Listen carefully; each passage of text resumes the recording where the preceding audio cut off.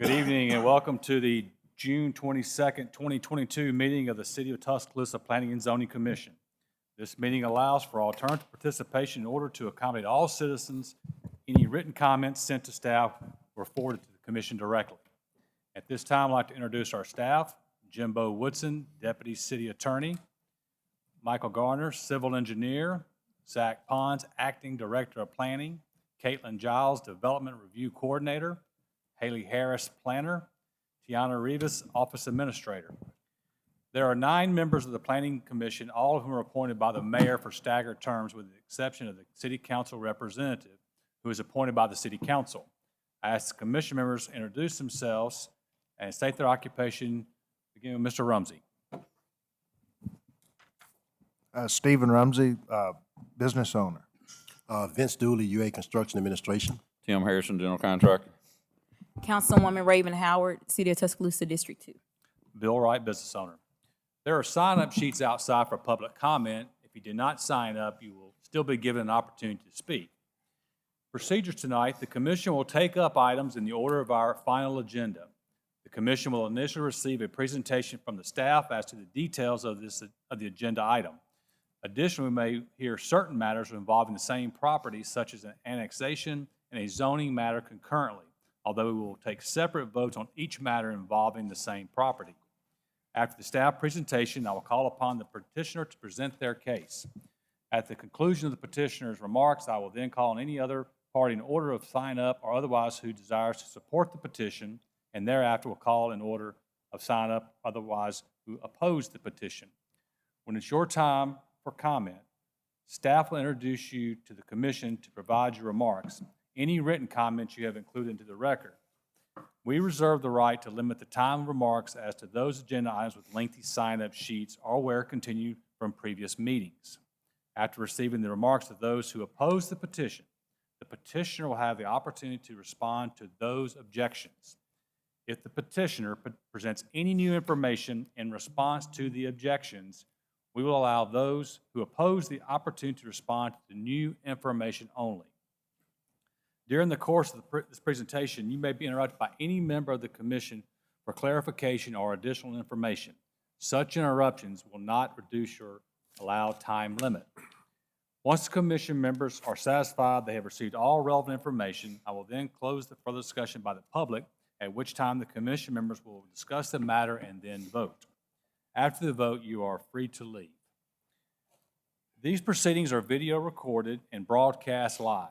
All in-person public comments should be made at the podium into the microphone.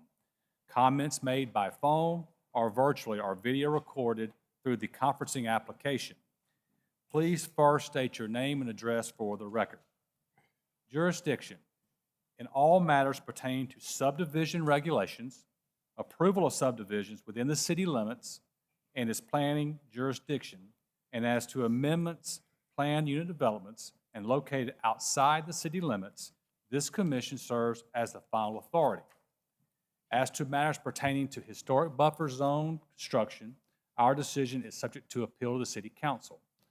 As to all remaining agenda matters, including original zonings, rezonings, planned unit developments within the city, and street vacations, this commission serves as a recommending body to the City Council. In that regard, our decisions are in the form of a recommendation to be presented to the City Council, and the City Council will make the final decision on those matters.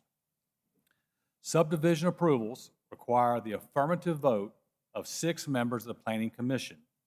All matters which are recommendations to the City Council require a majority vote for an affirmative recommendation. At this time, do any members of the Commission have any conflicts of interest to any agenda matters tonight? If so, please state for the record. Okay, having heard none, I would ask staff to confirm on the record that proper notice has been given to all parties in interest as required by law as to all matters before the commission tonight. It has. Okay. All right. At this time, we're going to have one vote by the commission. We have an item, let's see, it's S6122, the alum Tuscaloosa condominiums, that does meet all the requirements that fall on the consent agenda, but on this agenda tonight, it's showing as a case to continue. So I would ask for a voice vote in the affirmative to move S 6122 to the consent agenda. All those in favor say aye. Aye. Those opposed? Ayes have it. That agenda item is now moved to consent agenda. Staff?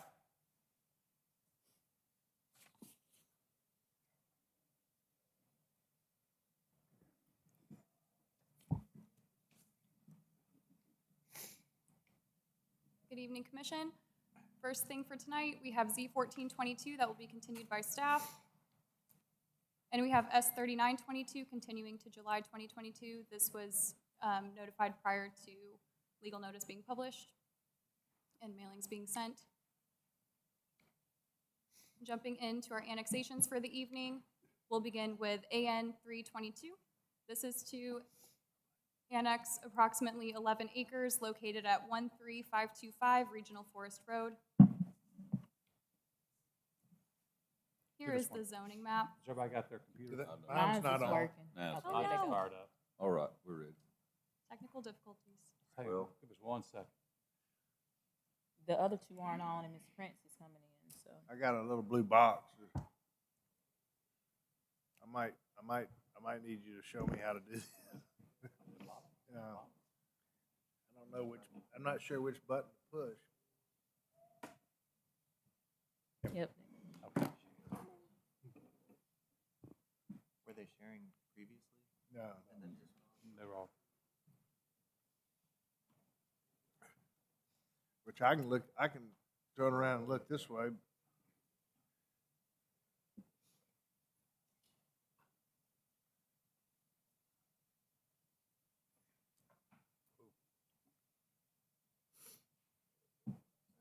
So yours came on. So Vince is on now, and Tim's is coming on. We're all on. Yeah. Several of these in too. There they are. There's Dana. Yeah, they're on. Thank you. Good to go? Yep, good to go. All right. Do you want me to start from the beginning? You've got 2 cases that we're looking to Yes. 2 will be continued, a rezoning and a subdivision continued from last month. And we'll begin with this annexation, and AN 322. This is to annex approximately 11 acres located at 13525 Regional Forest Road. Here's an aerial view of the property. It's on Lake Tuscaloosa, just south of House Bend Road. Here's an aerial view of the property.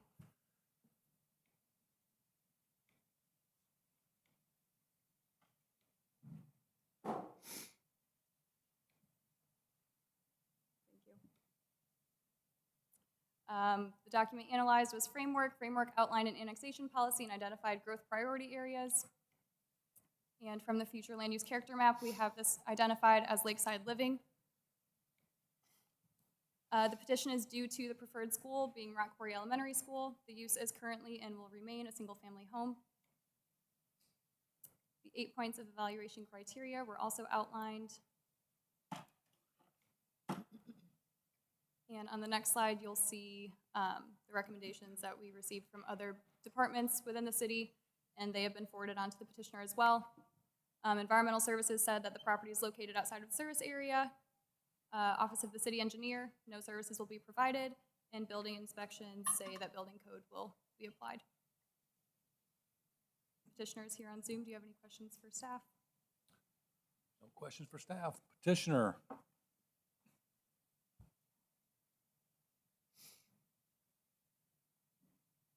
You're muted, Ms. Gray.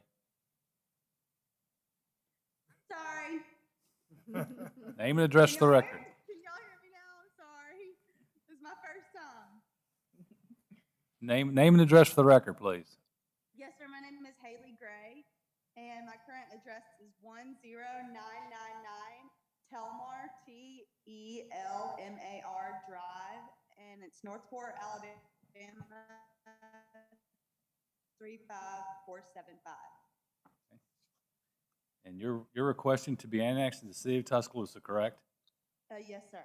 Okay. I think we understand why. So any members of the commission have any questions for Ms. Gray? Any other comments you'd like to make, Ms. Gray? No, sir. All I right. just appreciate y'all's time. Thank you very much. Yes, sir. All right, anyone in the public care to have a comment on this petition? If not, Commission, before us, we have an annexation request of AN 0322, 11 acres located at 13522 how you say that, Forest Road, whatever it is. That's close enough. Do I have all those in favor of this annexation, say aye. Aye. Aye. Those opposed? Welcome to the city, Ms. Gray.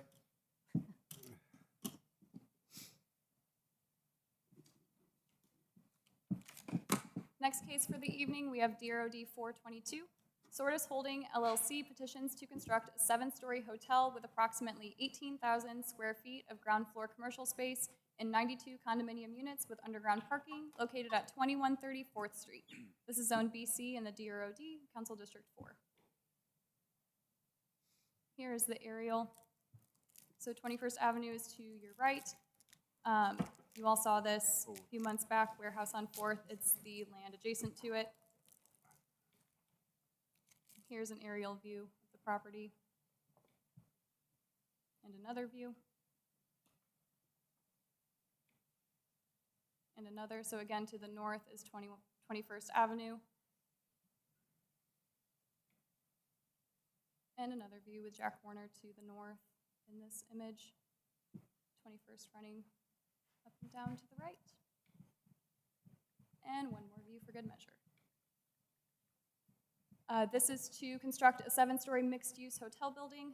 Again, the ground floor will consist of 18,000 square feet of commercial space. Floors 2 through 7 will have a total of 92 units. There will be 78 one-bedroom units, 12 two-bedroom units, and 2 two-bedroom units with a terrace. The 106 bedrooms in this development are intended for short-term stay and will be managed by the hotel. The second floor of this development will house an outdoor pool and 3,000 square feet of exterior assembly space. The development will provide a vehicular access from a shared private drive with the adjacent development, and it will connect to 79,000 square feet of parking. There are 175 subterranean parking spaces split between 2 levels. The building is red brick, finished with wood storefront glazing, with featured areas of metal panels. Other materials include metal awnings on the 1st and 2nd floors, with steel balconies on guest levels. The Architectural Review Committee found that overall the proposed development meets the intent of the Downtown Riverfront Overlay Standards and Guidelines. And again, here's the property that we're talking about. Here's a site plan of the proposed development. So you'll see on the right-hand side, that's that shared access drive. We'll circle, go on 4th Street, go down 4th, down the shared drive, and to get to parking, you'll go towards the rear of the building. Here is one of the parking layouts. There are 91 spaces on this floor.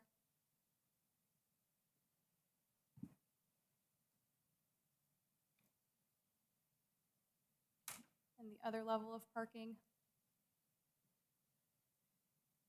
On the western side, on the upper left-hand corner of your screen, is where the dumpster pickup location will be, and also the loading zone.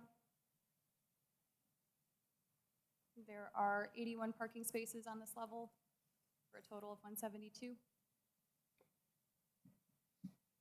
Here's the ground floor plan, coming in 18,000 square feet. They'll have a lobby.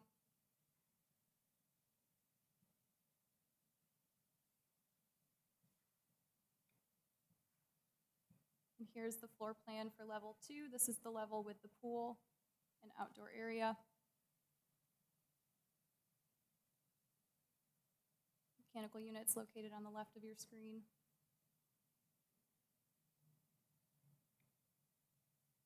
And here is the floor plan for levels 3 through 6. And I'll zoom in on the layout in just a few slides. So there are 58 one-bedroom units and 10 large one-bedroom units. Well, 20, forgive me. East and south are differentiated. Then 12 two-bedroom, and then 2 two-bedrooms with the terrace. Here's the one-bedroom layout. So they range from 650 square feet to 900 square feet.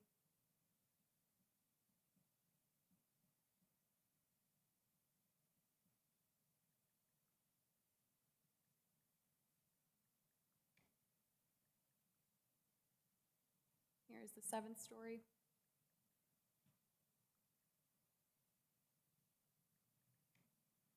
And a better look at the 2-bedroom floor plans.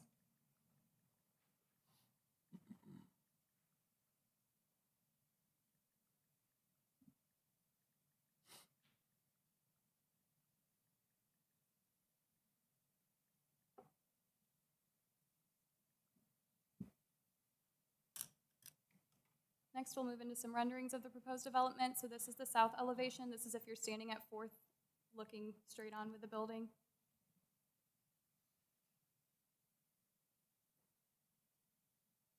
Now, I will point out one change in your packets. I believe that the building was currently composted of a gray material. They've changed it, and it is now a red brick. So that is the slightest update since we've sent out the packets to you all.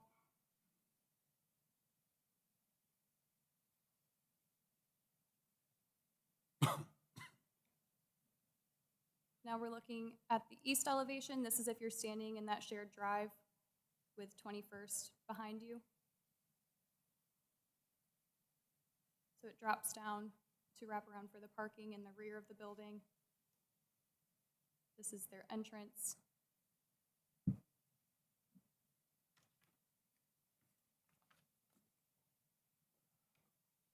And this is the north elevation. This is if you're looking at the rear of the building, you have Jack Warner to the back of you or behind you. The loading zone is highlighted or pointed out.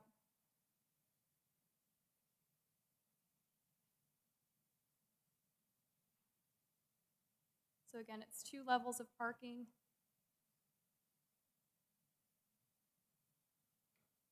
And this is the west elevation. So if the building wasn't there, you'd be facing 21st.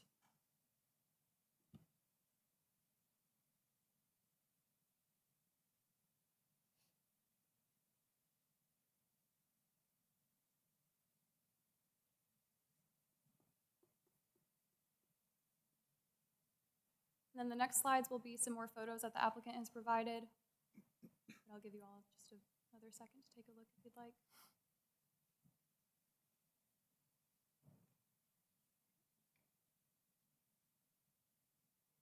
So here's just a view of the building. This is if you're standing on, we'll still say you're on 4th, looking at it.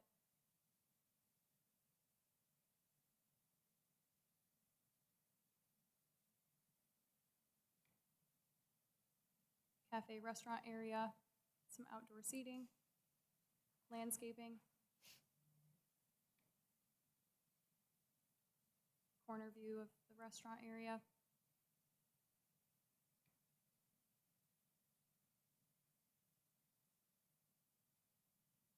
Zooming in on that entrance.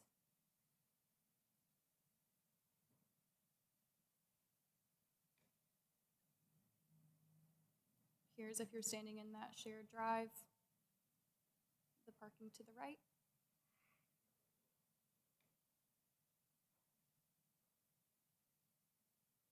Another view for parking.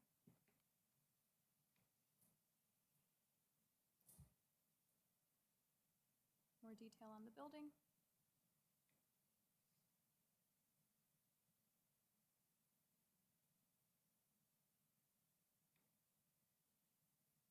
Here's the pool deck and the courtyard. Do you have any questions for staff before the applicant comes up? No, thank you. All right, thanks. Petitioner.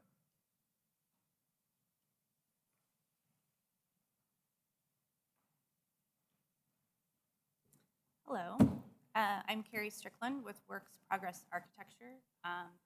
Should I state my address for the record? Please. You're with who? Works Progress Architecture. My address is 811 Southeast Stark Street in Portland, Oregon, 97214. So I'm here representing kind of our project team. I think staff has done a great job of kind of presenting details, but I'm happy to answer any questions about any other detail, operations, project structure that you might have. Why don't you give us a little bit of a background of this concept? I think this is something new to the market here. And also kind of give us your background on other alums. But anyway, just give us a little understanding more of the project. Yeah, so the alum concept is structured around mostly university towns with big alumni draws. The concept is based on the fact that college alumni can purchase a unit and then use it for game day weekends or any kind of special events that they're typically coming back to Tuscaloosa for. And then during periods of non-use by them, it's actually rented out as a hotel room by alum. It's not on a short-term rental platform. It is operated as a hotel. And so on-site kind of food service, there's a private members club that then members have reciprocity to other alums across the country. Right now, we're focusing primarily on 3 markets. We have one in Eugene, Oregon, one in College Station, and then this location in Tuscaloosa. So that's a fairly new concept. There aren't any constructed to date. The Eugene locations is slightly ahead of Tuscaloosa in its development. But the concept is to roll them out and be able to have that kind of collection of operated on a national level, branded, and buy-in. Can you speak a little bit more into that, Mike? Oh, yeah. The last part, you said is to rule out what? No, just to provide kind of that pool of alum offerings Okay. across the country. So when the units are rented out to other people, is that done by the owner or is that done by the hotel management? Or? Yeah, it's solely done by the hotel management. So it has a platform just like a kind of a hotel brand. And so if you were coming to stay in the hotel and you weren't an owner or a member, you would interface with it exactly like you would if it was a traditional hotel. Same kind of facilities, you check in, front desk, room service, housekeeping, kind of everything like a standard hotel. And do you all have your own, for lack of a better word, brand? I mean, like. Yeah, so they. Okay, so what's, yeah. yeah. And so obviously not me personally, but Right, the yeah. alum holdings, they have set up their own kind of hotel operation and management. And so it'll all be run kind of under that umbrella. Zach, can you go back to the one-bedroom floor plans? While he's pulling that up, will this be a deeded property? Will the owner have a deed? Yes. Okay. Yeah, so that's kind of that. They're platted, you purchase them. You will have that unit, and then it goes back into the pool just for rental purposes. I've got a question, but I'm not really sure who to address it to, whether it's to our staff or whether it's to you. Mhm. Over the last several years, we've had a debate and maybe even some policy in place about apartment buildings and condominiums and short-term rentals. I want to say that, did we hold some apartments or actually maybe condos like Westgate to a certain, in other words, they could only rent, say, 50% of their units short-term? So is this kind of, in other words, this is really, when I look at the floor plans, I mean, I've stayed in a few hotels. These look more like apartments and condos. So would we be putting the people, I guess, would we be granting a right to someone to do something that we have prohibited others from doing? I guess that's my first question. I'm actually going to divert that to a question to Carrie really quick. Remind me, are we sprinkling this building? Sprinklerly? Absolutely. The building? Oh, Okay. yeah. And it's definitely, we've kind of been working with staff around this question to make sure kind of it was very clear how it was being approached and what it was being documented as. In the end, is permitted as a hotel use. And so kind of all of those regulations, it won't be classified as a multifamily project. So it's definitely falling into the hotel camp. So if someone, and we'll come back to but if someone rented for the weekend, Mhm. they would pay the lodging taxes that the city has in place for a hotel. Absolutely. Would an owner be prohibited from staying a month or 2 or 3?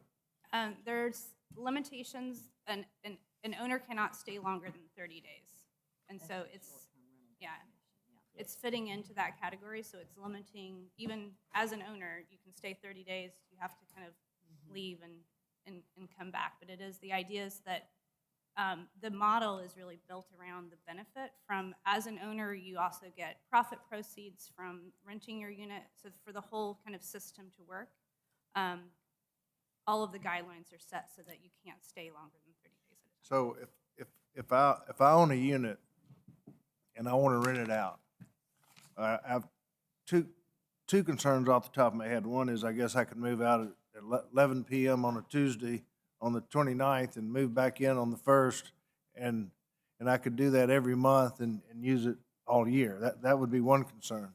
Second thing is that hotels are an extraordinary tax benefit to the city. If I wanted to rent to my child for $10 a month, I guess the city wouldn't necessarily benefit. Yeah. Is there a minimum rental where so that the city would benefit from the lodging tax?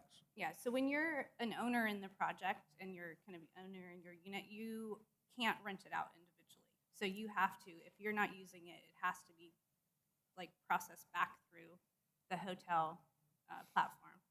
And so anytime the owner isn't occupying the unit, then it's taxed as that kind of hospitality use. So you won't have the right to just say, I'm gonna rent it kind of under the table. It has to go back into the alum system. Did the owners have any input as to the rental rates? Or is that, in other words, you follow where I'm coming from? Mm-hmm. Right, you can't do a favor for your. I mean, hotels are great for the city, Mhm. great for the tax base, but only if they're rented at market. Yes. Yeah, and I think in all of the strategy, for instance, all of the finishes and all of the units are exactly the same. They're furnished. What you're buying is that hotel room that is a standardized appearance and the same level of quality. So that the whole project is benefiting from those rental rates that are set at market.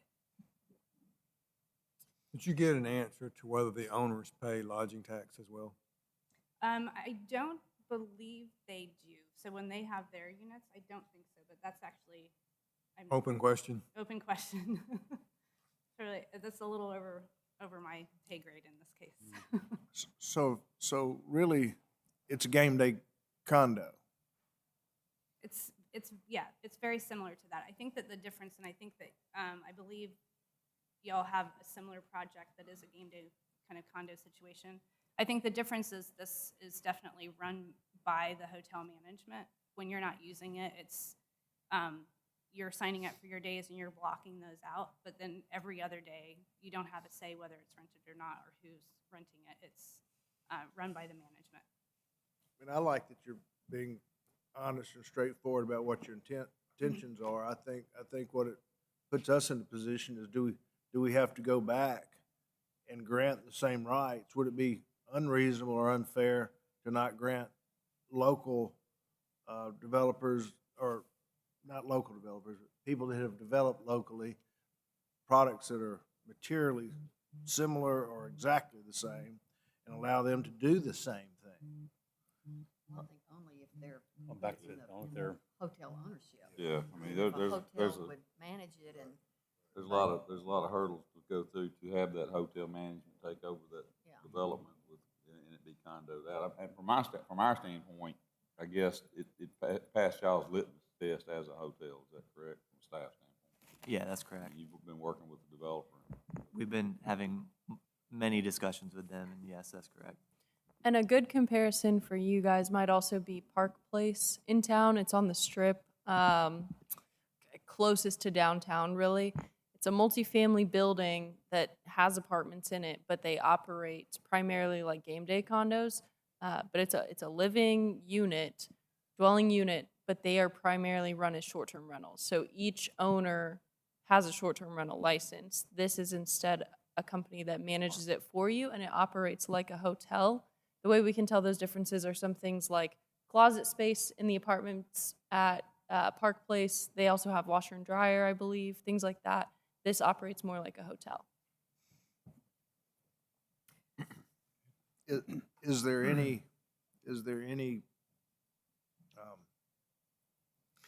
in theory, how many units is it, 100, 150? It's 92 units, 106 bedrooms. Look, I'm looking at worst case scenario, okay, and if you had 92 owners, and then in theory they have the right to rent it out and produce some income to help them pay for their unit. I got that, and that seems attractive for a buyer. When I'm not there, I can get income, right? But if someone had the inclination to buy one and say, you know, I'm really not going to rent it out. It's not really going to be a hotel room. I'm just going to rent it to myself every month, and next month I'm going to rent it to Susie, my daughter, and then the next month I'm going to rent it to Johnny, my son. And in other words, is there a way around it, or are there any teeth that we can put into it to where we don't allow somewhat of a sham, in the right word, but where it's intended to be X, but it's actually Y? Is there anything that we have that would stop this from actually being something that it's not?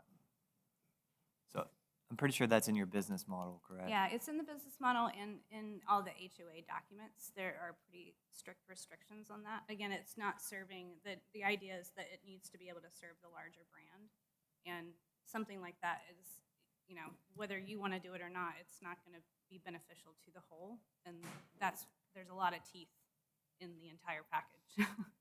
Well, they're pretty creative around here. I had an apartment where the kid was moving out on Saturday and renting his bedroom out of his apartment, and then moving back in on Monday, and he was paying his whole monthly rent with 2 nights. So they can get really creative.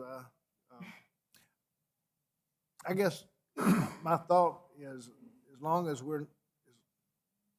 there was a lot of angst and gnashing of teeth, and Westgate comes to mind because I remember Alice Maxwell was representing them and a whole group of condo developers, and they certainly, while they were selling them, wanted to be able to rent them. And I think, didn't we have a whole commission maybe assigned to coming up and going, we would be absolutely bludgeoning the hotel industry if we turned all the condos loose to do this. So we held them to some percentage. That's right. And is this in the face of that, or is this different enough to where we can look these people in the eye and go, well, we just didn't do something that just really was unfair to you?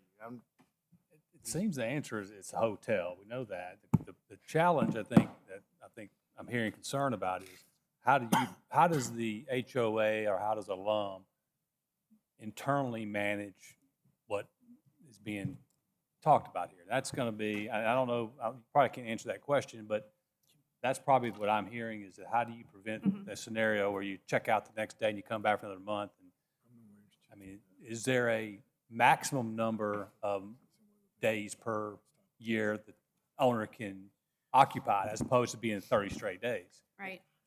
Or family member or direct family or something. Because if you go to the Grand Bohemian in Birmingham, you walk in and they're nice and they've got nice bathrooms, now nice walk-in showers and potty rooms and have a nice king-size bed, but rarely do they have dens and kitchens, and so this looks like a condominium. So I guess my question is this a condominium that's acting like a hotel, or is this a hotel that's acting like a condominium? Or In other words, if you showed up here with this floor plan and they look nice, and I'm sure they would sell, but would we ask them to be only 50% rentals if they showed up and were just selling condominiums? And I guess I'm asking you, Zach, in other words, forget the hotel for a moment. It walks like a duck, quacks like a duck, looks like a condominium. They got sofas, they got kitchens, they got washers and dryers. So they're set up for people to stay longer than a night or two. If they showed up and were selling condos, would we limit them to a 50% short-term Yes. rental? Or? 150 condos maximum. And that was one, that's a big discussion that we had, was making sure that this is a hotel because the retail space below is going to be owned and run by alum. And so that was our biggest concern, just like a hotel operates, rather than apartment that has, rented space below, leased space below, or owned space below. So This might be what you were asking, Bill, and my question is, I guess, a lot simpler.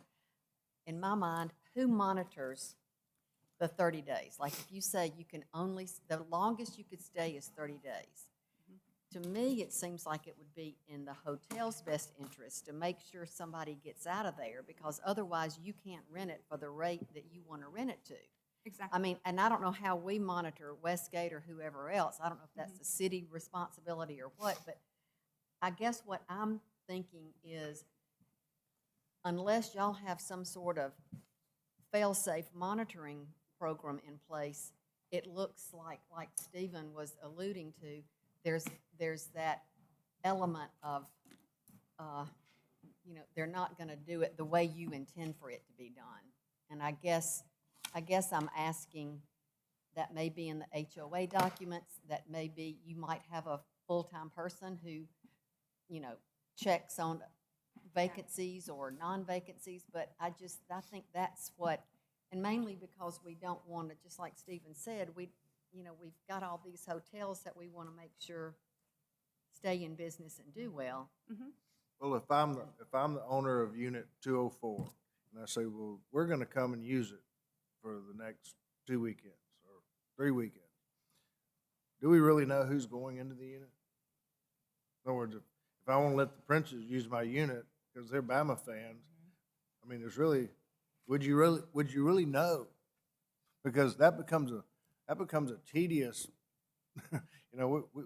we've got code enforcement officers that are awfully busy doing important things, and it would be almost embarrassing if we had to sit around and go, is that? Where's your driver's license? In other words, you can put it in the documents, but in reality, is there any possible way to know who's using the unit? Because if I own the unit and if I want to let Vince use it, but it's under my name as the owner, then the city is not going to benefit from the lodging tax. And see, what I see about the hotel business and what we've noticed in Tuscaloosa, we were a one-horse town for 40 years, and then we approved 7 or 8 hotels in the last decade, and I assume they're doing well. But one of the benefits to the city is the lodging taxes are pretty high in most towns. And so they certainly, we're a sales tax-driven city, lodging tax, I think all these things that help us. So if everybody rented these units on the surface, like you're saying, I could see where the lodging taxes would be extraordinarily good for the city. But after the horse gets out on the South 40, is there any way to put teeth in it to make sure that, look, in other words, it's not generating the revenues or the taxes that we thought that any other hotel would. In fact, we're hurting the hotels. And I'm not saying you do this because I'm not even sure you would be able to control it. I'm just saying that my heart, I guess, is there have been people that have come into this town and they've invested, and it's been of mutual benefit to the fans, out-of-town alum. They come in, they spend, I hear numbers of $600-700 a night hotel rooms. And those lodging taxes really help the city. And if we're going to call it a hotel, and there were minimum rates that had to be paid, in theory, then there would be a certain amount of lodging tax that would be generated, and you'd know it really after the first year Mhm. whether it was happening or not. Is that, so Yeah. assume this concept, you're watching somebody else do it somewhere There- else? Yeah, there's not, I don't know of anything exactly like this system. I mean, I think that, like, the Graduate Hotel is a similar model, but they're not selling those units. And in this situation, there's a couple of benefits to kind of try to hit on a couple of the points that you mentioned. There's two ways the city's benefiting from. One is the lodging tax with the hotel, and then there are the property taxes because it's being sold as a condominium. So there's actually two sources. One is initial and one is long-term. So it's a source of revenue for the city. I think the other thing about how would you manage, how do you know who's in the unit? I mean, as a controlled access building, it works similar to a hotel. You can't just walk in off the street and go up elevator and go into the unit. Even if you own the unit, you need to get kind of controlled access because it's not available to you at all times.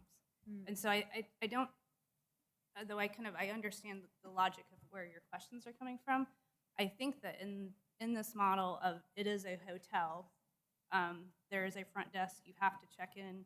Someone is checking your ID, even if, if you're an owner there. Okay, let me come at it another way. The Hilton Home 2 Suites, for instance, they've got a small kitchenette, and the Embassy Suites, they've got conventional rooms.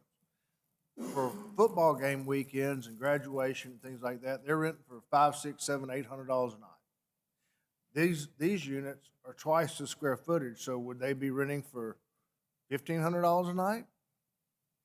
Because we would really be running up the register, generating a lot of lodging taxes, because you're obviously giving a lot more product here than a conventional hotel that are downtown.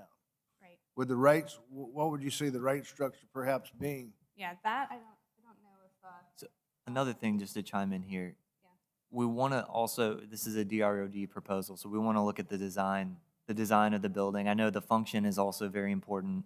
There's a lot of questions that I think city council has to chew on, essentially, in regards to this, but because we've deemed this as a hotel in the way that it's operating, and the lodging tax we're going to have to look into.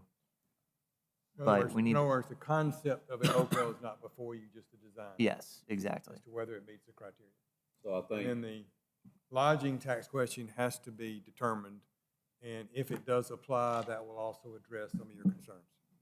But one of our jobs is, since politicians are voting on that at the city council level, one of our jobs, we're not elected, so we can call it like we see it, and you're affected by politics on the city council.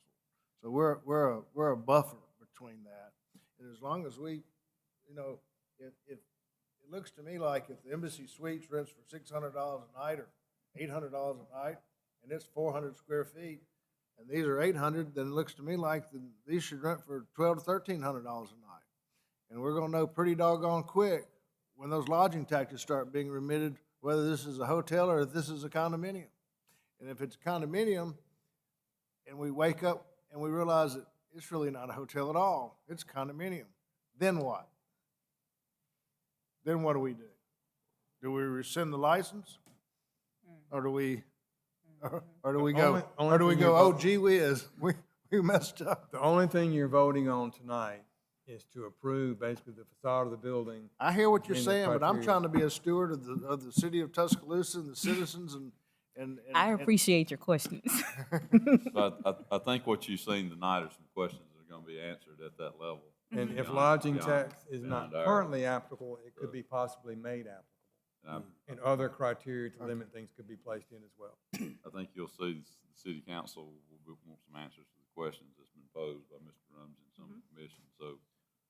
But if the only thing before us is design, and is that what it is? That's is it. Design? Well, what? I have a question before we just vote on the design, because, Mr. Rumsey, your questions have sparked a lot of, I don't want to say concerns, but just a lot of questions that I have now. So when it comes before the city council, will we have a chance to talk about the lodging taxes and all of that? and Yes, how I this think is- there'll be okay. discussions beforehand where you will have an answer whether it currently applies, Okay, and if it doesn't apply, whether you can make it apply later. okay. And you you can't be punished for the sins of the past, but this site we have seen over and over and over. And so, I mean, we've seen and heard all on this site, so it's just kind of like, Well, a who's different next? petitioner this time, Mr. Rossi. Yeah. You get another bite of Fresh that. start. Yeah, we'll see that again, don't worry. I think you hear the concern and the issues, not concern, but issues. I think you need to really get your mind around and be prepared to address the council, but I think from a design standpoint, I'm Yeah, not gonna see. I mean, yeah. But I don't get the final vote. Any more questions? I think we've kind of beat her up on this few issues. Anyone from your staff or team want to make any comments? I mean, I don't believe so unless you had okay. other Any questions. more questions of the petitioner? Anyone in the, we don't have any sign-up sheets for this? Anyone care to make any comments for or against this petition tonight? What, do you know what the price point would be yet?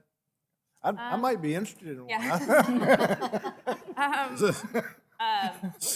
Only because I've heard the pitch a few times. I know that they're planning on the smaller one bedrooms, which are the majority, being around $750, and then going up from there, obviously. And They're gonna have to rent high. 750,000? yeah. Good luck. Well, maybe I'm not quite as interested. All right. Any other questions? I for me? think you're good. Thank you very Thank much. you. All right, Commission, we have no other comments from the audience. Closed discussion. Anyone care to add any more comments than what you've already made so far? Okay, so what are we voting on tonight? Voting on design. Design, okay. Okay, having heard none, do I have a Forest Commission? We have DROD 0422, the Sortis Holding LLC, petition for 7-story upscale hotel on 4th Street. Do I have a motion and a second? So moved. Second. Beginning with Ms. Howard. Yes. Yes. Yes. Yes. Yes. Yes. Motion approved. Well, we can share this.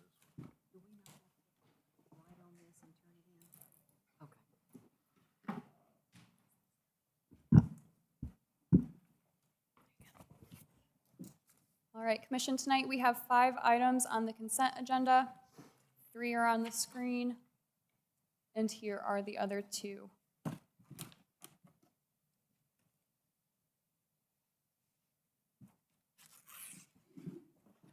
anyone signed up for any? I did just hand you the public comment, and Someone that's did just to sign up for some confirm of that these? nobody did sign up for any of Any these.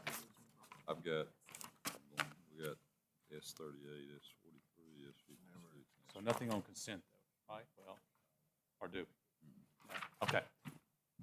Okay, Commission, before us, we have how many? 5? 5. 5 consent agenda items. Do I have a voice vote on all those? All those in favor saying aye? Aye. Those opposed? Ayes have it. All right. Consent agenda approved.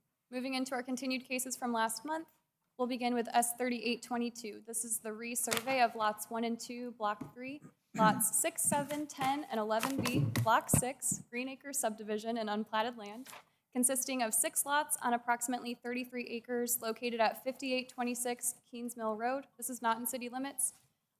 Before I move on, just this week, we did receive an updated plat, so this will actually be a 2-lot subdivision rather than the 6 that was published, and you'll see that in later slides. Here's here's the zoning of the property. It is right at the split of Old Birmingham Highway and Keens Mill Road. And here's an aerial view of the property.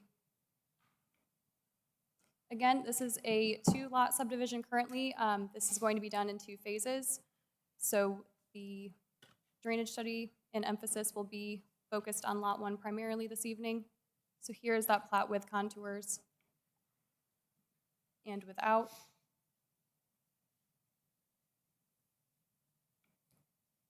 They're requesting variances from cap sewer, sidewalks, lot configuration, and half-street improvements. Engineering on the variance request. We're okay with those requests. Thank you. Anyone have more questions for staff? Mike, there was, go back to the layout, there were some questions with regards to, 61st Avenue East and on both, in our chair, vice chair, about With this, improvements of those. with this plat being approved with the phase boundary, anything associated with Lot 2 will come back before you at a later date. Okay.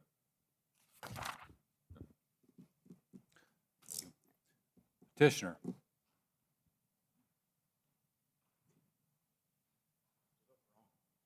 Mr. Chairman, members of the commission, Chris Centel with Centel Engineering. The presentation was very well. I want to stress that we're not developing Lot 2, the 30 acres at all. I know there's some history behind there. There is some silt fence issue that I talked to one of the neighbors, and I want to make sure that he addresses that before we move forward. So I want to put that on record. We're developing Lot 1. It's a convenience store. There's nothing secret about that. So we are improving out 216. The AlDOT has requested us to put in a turn lane, and the developer has agreed to that. So, and we're going to store all our stormwater on site. So we're not releasing anything. And just for the public's knowledge, at our chair, vice chair meeting with staff, we requested it to be 2 lot because we do know there's history with this property and the property owner. And we heard quite a few comments in email form and others, so I want the public to know that going out the gate. So, any other comments? And you're correct. And I found out about a lot of this ongoing. So I work for the developer of Lot 1. So you stated that AlDOT is requiring you to install a turning lane on 216. That's correct. Is that, I'm assuming that's a western turn coming from the west? I'm not the design engineer. I'm just the land surveyor for this. So I'm just doing the subdivision. The engineer's out of Birmingham, and they've been in talks with, but it's a center turn lane. So. But you also stated that you wanted a half-street improvement waiver. Is that That's just really technically on Kings Mill Road. Is that a conflict? I mean, I saw half-street improvements. I didn't see half-street improvements on Kings Mill Road. Is that a conflict with what he's doing?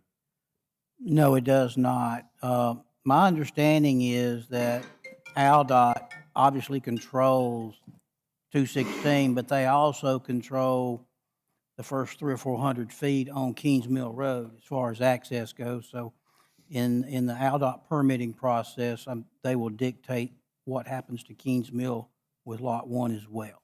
So will the design, if him just doing the subdivision, will the design have to come back before? Yes, the design will come before us for an LDP. Right. Any other comments? Any questions for the petitioner? Thank you. Mr. Chairman, we have some people signed up. Okay. And we got several that signed up, so we need to get the I can clock. help with that. Our first one signed up should be Michael Lowe. Okay. Can we get a clock on time clock? I'm Michael Lowe, 6212 Kings Mill Road, Cottondale, Alabama. I live on the lot next to where Jimmy's building, putting his trailer park. Problem I'm having is my house sits in a valley, and there's a valley going down my house. And I have a French drain around my house. Jimmy puts a fence that keeps water and, trash from going over on his property and going on down the hill. The problem with that is, then he puts 1.5 feet of dirt behind that, and so this water coming down the hill has got to come up to about 2 foot before it really starts going over. Well, the problem I had was, first time he done it, and we had a real heavy rain, my first floor living room flooded. So I had Jimmy come over, him and his wife, help me rip the carpet out and clean the floor, get all the water out of there. Well, now every time it rains real heavy, it leaks into my living room. So it's been almost 2 years. I haven't been able to put my living room back together.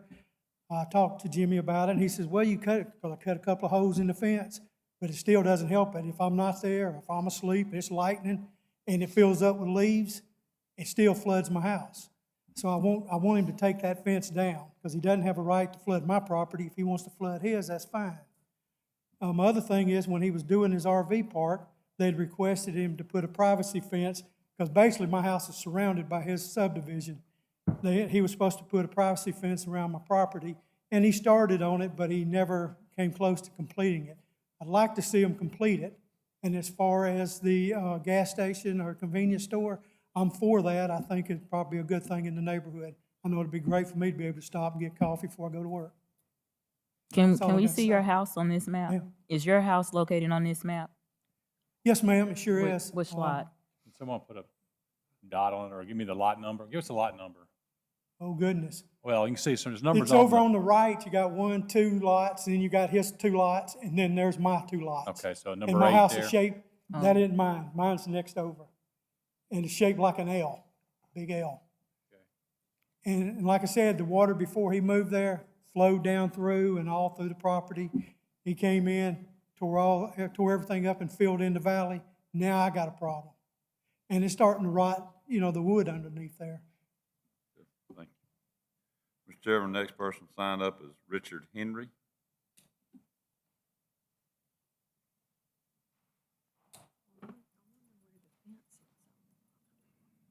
Good evening. Richard Henry, 6620 Kings Mill Road. As y'all know, I'm normally here always in support of something, so it's hard for me to come but be in opposition. But tonight, this is a different deal that we are not used to. We have an entire site that was fully disturbed. They had an LDP, and they stopped in the middle of it and left it to cause problems for everybody. I have no issue with the use. I know that's not on the table, but the waivers and the full site being destabilized and then being allowed to piecemeal it off is not fair to the surrounding neighbors. I am downhill from this. We bought the old YMCA summer camp, Wise Acres. We bought it from the YMCA. That's why I'm here and Scott's my neighbor, he's here and he'll speak to what it's doing to his property. But all of this site is a valley draining right into Cottondale Creek that funnels straight into Hurricane Creek. Richard, can you take a pencil and mark where the water's flowing? Can y'all pull up Google Maps? In other words, Can't pull up an aerial map? I just can't tell where the water's going. So, all right, there you go. That's perfect.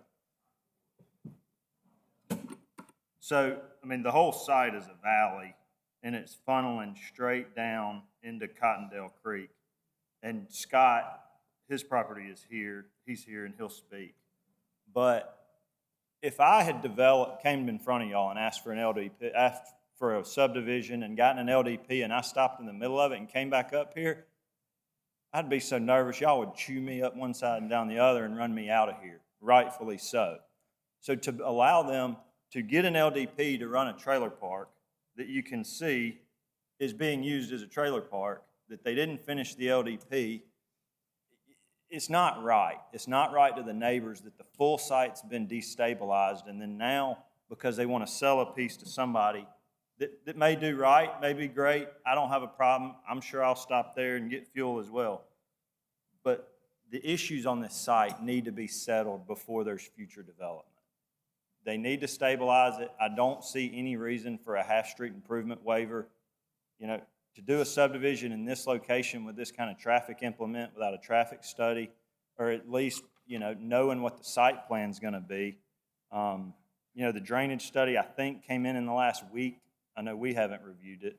I know I'm out of time, but there's a good many issues, and I don't feel that the neighbors, either Mr. Lowe or Scott Sanders or myself, and Hurricane Creek is endangered waterway, and we got an oil usage here with a high flow septic system instead of sewer.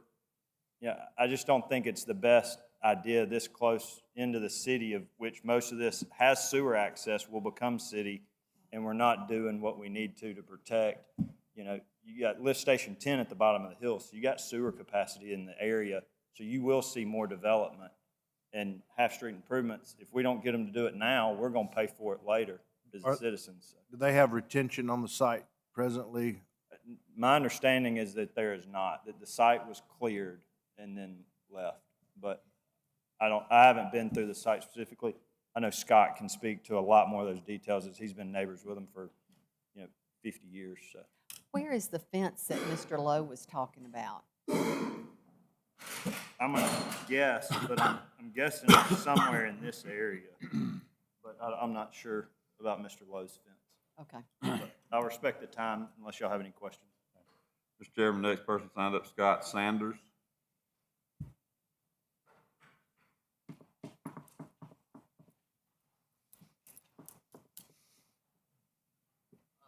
Scott Sanders at 6510 Kings Mill Road. I don't know if I can see any more of this map, but I'm directly downhill, downstream from this site. And I sent some pictures in, some photographs. Do you have access to those that we can get those up there at all? You don't have them? No. If y'all want to just scroll through an iPad, I've got a ton of pictures here that you could see. This project goes back far before. He started this project, started moving dirt, clearing before he ever got an LDP from you or an ADM permit. He also, once he got the LDP, he didn't. Do you have a copy of the original LDP? Anybody?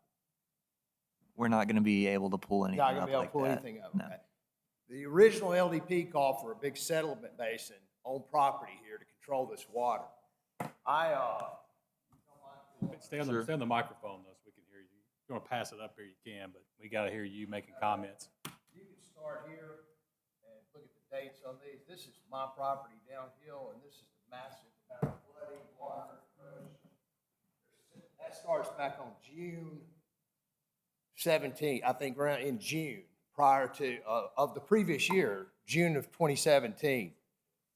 I put Jimmy Hunter on notice that he needed an ADM permit and he needed to control all the erosion on this site because I've been there 50 years. I know what the water does. It was had 200-year-old oak trees on it, so that controlled a lot of the runoff.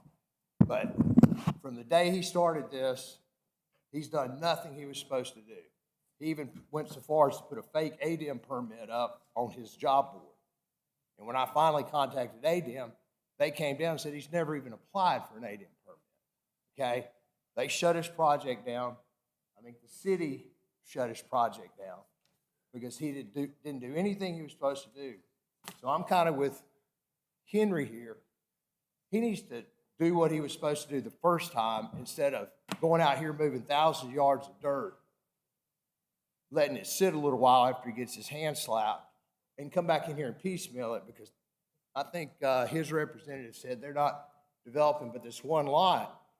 But if you'll look, how to use this, just touch it.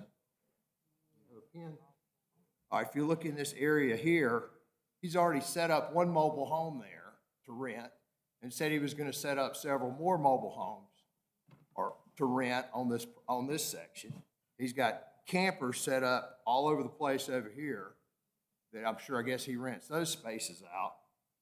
And as far as putting a gas station with multiple restrooms in it and not trying to operate it off a septic tank, you can ask anybody in Cottondale. The clay out there does not perk very well. But as I said, I think any improvement that's required by the city, he ought to have to do. And I think he should get to do nothing until he fulfills his original obligation on that property. Because to this day, I'm still getting flooded every day. Every time it rains, I'm getting flooded. Sidewalks, just to speak to the sidewalks, any of you guys that are driven up New Rice Mine Road with all the convenience stores there, you see all that foot traffic coming out of those neighborhoods walking up the sidewalks. I've been there 50 years. Between 216 and Kings Mill Road, it's dangerous enough as it is without people walking on the shoulder of the road to go to a convenience store, gas station, whatever he wants to build. And the other issue, I think that lot was probably, that place was originally subdivided, so you either had access to 216 or Kings Mill Road. But the idea of having a place where they can make a thoroughfare through there, if any of you have been to the site, you'll know it's a problem because the owner put concrete barricades up to keep people from cutting the stop sign on the corner. So you're going to end up with traffic flowing from Kingsmill Road to 216 and 216 back to Kingsmill Road through the backside of this gas station. And that's not something you want on those two highways. Tim, isn't it a basic tenet of development that you can't speed up water or dump more water Correct. on a neighbor? Your post-flow cannot exceed your pre-flow conditions. So when they I guess they cut trees, and that was cut- kind of diluting in other words, that was slowing the water down, and when you cut the trees, it sped it up. Right. And so if you do that, that's when you have to build a retention pond to catch it, right? Correct. You know, I don't know, as I said, I talked to the contractor, one of the contractors on site who I knew, and I asked him repeatedly, do you have an ADM permit? I personally have multiple ADM permits, and I know how they operate, and I know I gotta have it in hand, I gotta have my plan approved before I ever move a yard of dirt, okay? As I said, I brought him over there and showed him where the problems were gonna be and said, make sure you get an ADM permit, make sure you control the water, make sure you control your erosion. He did none of that. And the contractor said, oh, he's got a permit, he's got it on the board. And he did. I mean, I've got a photograph of it here somewhere. He put a fake permit on the board, okay? And when I finally said, surely ADM's not allowing this to go on, because I mean, I don't know if you've seen some of the pictures, but my entire driveway is a red river of mud. My pasture's full of mud. That may be a crime. Well, it actually is a problem. And it also caught the woods on fire. I'm talking about posting an ADM permit that doesn't exist. Oh, yeah, well, ADM came down, they looked, they said, that's not a permit. They said, he's never even applied for a permit, okay? So they got onto him, told him to apply for a permit and, you know, correct his problems. But as I said, everybody else gets a little, you know, well, we can let them handle it, but he, you know, I think anything that you guys have the ability to require, I think you ought to require it. And I'm sure one day I may walk in here and ask for a variance on something, possibly, and I would hope that my reputation preceding that would allow it, okay? But so far, nothing on this project has been done the way it's been promised it would be done. And it's created a tremendous problem for me. I've had to replace culverts on my property due to the excess water. And as I said, he went and did this project. Now he's trying to take a little bite here and a little bite there and say, I'm only doing this. But he's developing the whole property. Well, would it be appropriate for the engineering department to just do an inspection and make sure that because is this in the city limits? It is in the county. It's in the, So who is the authority on this? Is it us or is it the county? Don't mean to put you on the spot. The issues that Mr. Sanders is pointing out, more specifically, are ADM stormwater regulations that he was in violation of in the past, and I do not know if he's still in violation from I unstabilized. can tell you he's still in violation because most of his silt fence are all filled up and falling over, the ones he put up. Is the site stable with vegetation now, or is there a lot of bare Well, dirt? It's not very stable because there's zero topsoil on it because he stripped every bit of the topsoil and sold the topsoil off the property. Okay, so there's not much Well, topsoil, but whatever will Mike- grow on red dirt, there's. Hey, I can guys. tell you this, So it's. one thing we want to 2022, do is and I have you Yeah. have you specifically talk to the members of the planning. Oh, I'm Yeah, sorry. That's right, Mr. Sanders, I think we're beyond, we hear you. I mean, Okay, You're well, you're on the record and. My 3 minutes are up as I Yes, see. but understand that we understand what happened out there, and we are trying to make sure that we protect what's going to go forward. Now, we can't fix what's gone back. We hope we should be able to. But you said you can't fix what's gone before, but the problem is he took advantage of the That's- system before to be able to develop something that's still causing a problem today. And you put a gas station up there, everything that runs across the surface of that gas station is going to end up coming across me and into Hurricane Creek. We'll discuss that with engineering and LDP process. All right, thank you. Thank you. Thanks, Scott. Mr. Chairman, next person is W. Lockhart.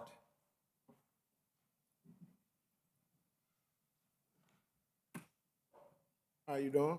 Name and address for the record. My address is 6150 Kingsmere Road. Can you see it on the thing? I can see the general area. Are you on the north or the south? Where on this thing? Yeah. Like.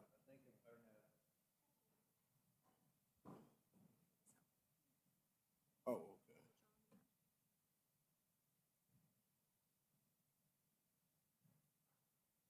It's this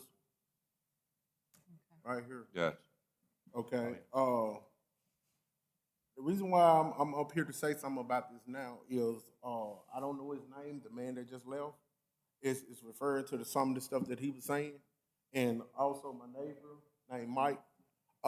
When he first came over, he was promising that he was going to develop the place and stuff like that. I have no problem about the service station, but the things that he's doing towards the property, not developing the property the way he's supposed to, the back part of our lot is flooded.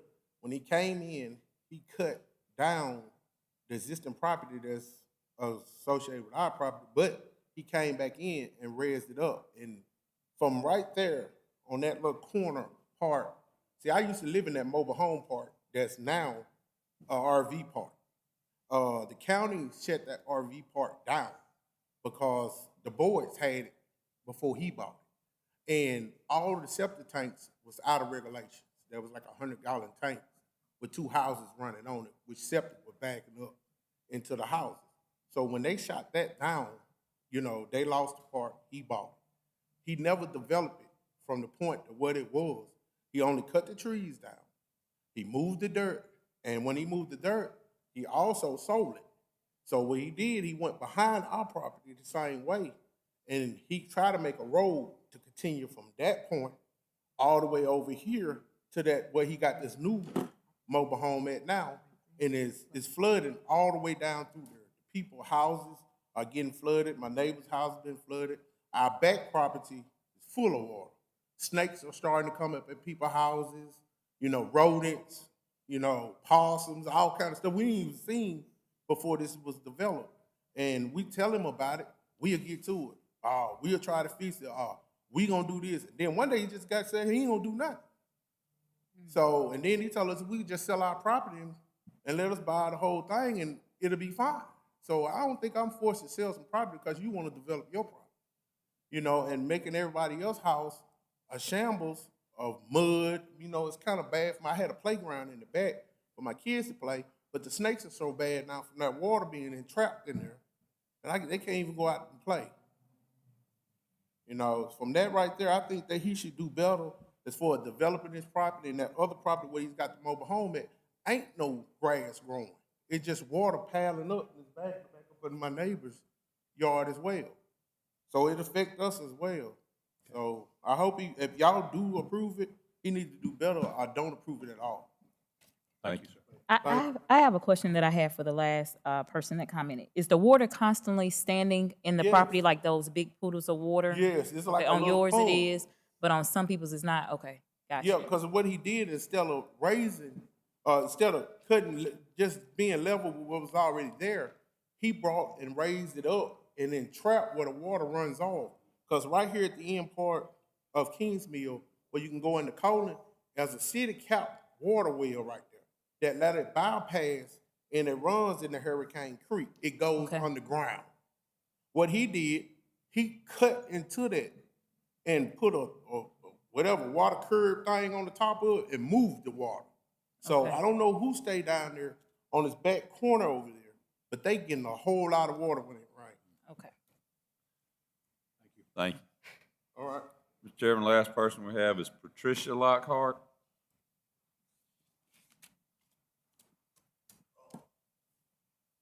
Property is 6150 Kingsman Road. And the person that came before me, that was my husband, William.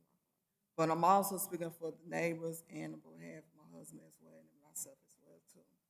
But we've been having problems with Jimmy Hummer from the beginning, like my husband stated at first, when we were saying on the other side of the town, but in the same area, on the boys' trailer park. But what I'm concerned today is at the meeting, is if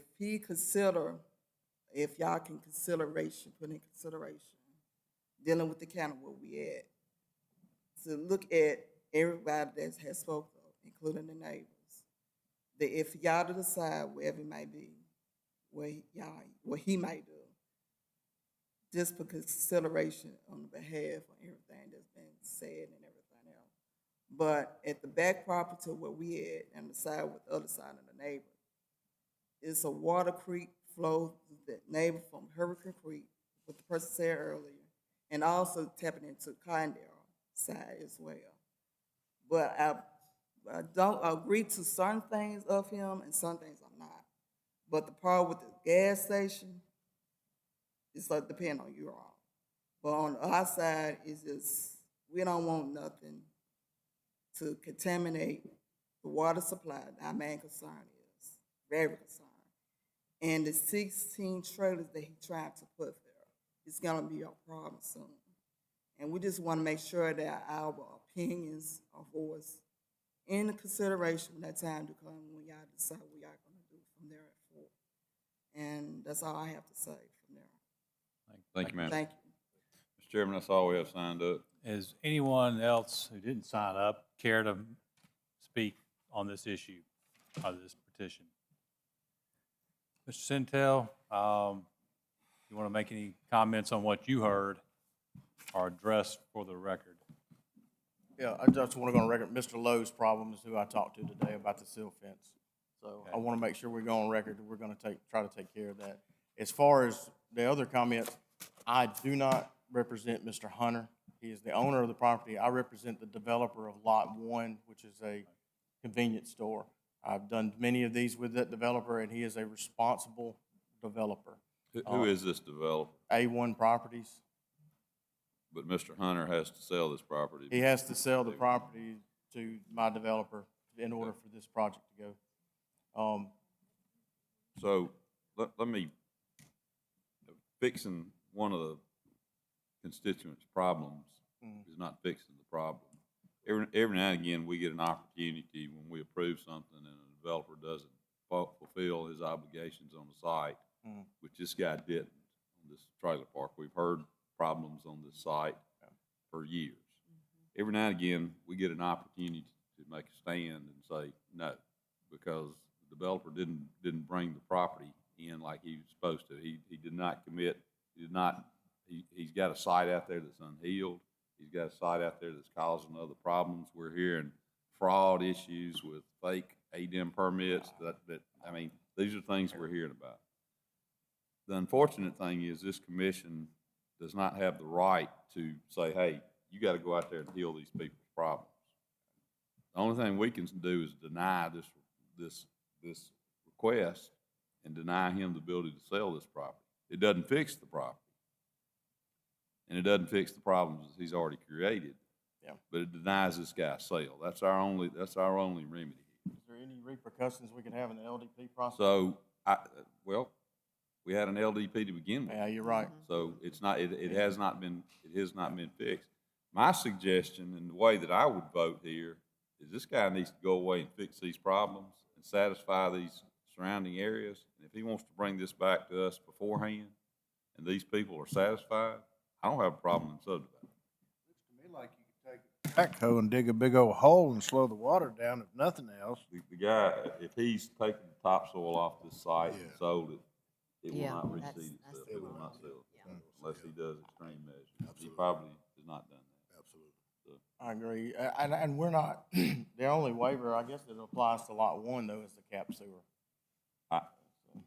So, You're wasting good oxygen with me. I don't know about the rest of the commission. I appreciate it. Sorry.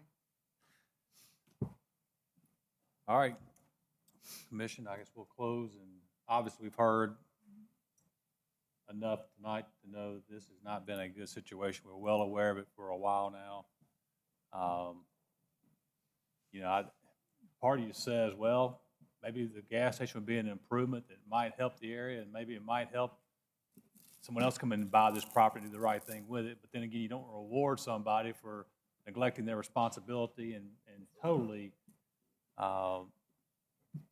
subverting the process we have in LDPs. Correct. Good gosh, when you start faking ADM permits, and you're in a whole new league then. So, I agree with Mr. Harrison here, I think that we need to. we Well, can't reward- he may have an incentive to go fulfill some of his LDP requirements if he's being hindered to be able to sell, I think Well, is what you, my- our only tool that we have in our toolbox. Well, we've got a limited toolbox, but my question would be legally, what do the adjoining property owners, what are their rights? I think they and do what have they a do? legal remedy. I mean, I think definitely they could file an injunction against the guy. I mean, you can't do what he's doing. I know.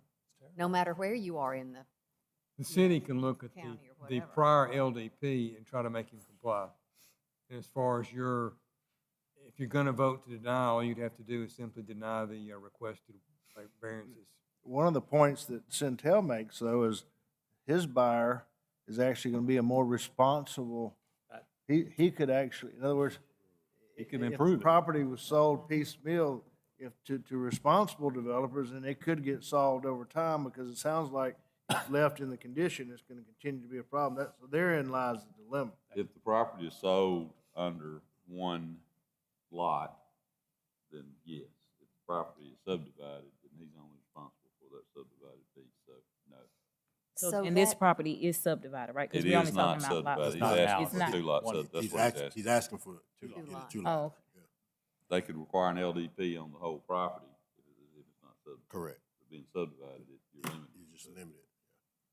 So But you're, the developer of the convenience store, would he have to provide some sort of detention pond or some sort of way to capture the water? Because it looks, I don't know, I don't remember what the topo map said, but it looks like all of that land is draining in the same way. Would that just put more water on the people unless he captured it some way? well, he's gonna have to. He's gonna He'd have have to, to. he's gonna have to capture it, Yeah. right? But It's only, his share. only on His a share. small At portion. least his share. Right, Right. exactly, Like, okay, but With a at small least he'll portion have of to it. do that. But the other part. And I guess that's handled in the LDP.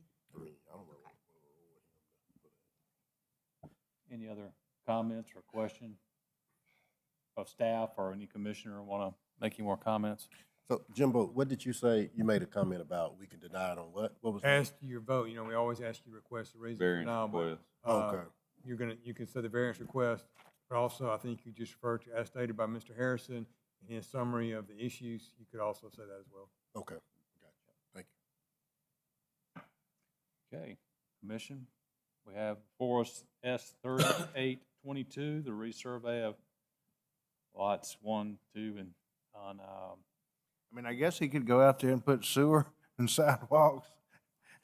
He could go meet the requirements and get approved by right. But now, to me, it's not even the variance request for me. Me either. I mean, the drainage is if there's snakes out there and all the other things that we heard tonight, that to me jeopardizes public health and You do, safety. you have one, because it's going to worsen the situation by allowing one to be parceled off and then not dealing with the problem as a whole. And there's really no way to deal with the problem as a whole by parceling one off. That's right. So it's two things factor in. Correct. All right. Everybody comfortable with proceeding for a motion? Yep. All right, we have S 3822 with 4 variance requests, cap sewer, sidewalks, lot configuration, half street improvements. Motion to approve. Second. Yeah, Mr. Rumsey? No. No. No. No. No. No. Motion denied. Is that enough on the record, Jim? You got enough on the record already. I don't think you have to All go right. repeat it.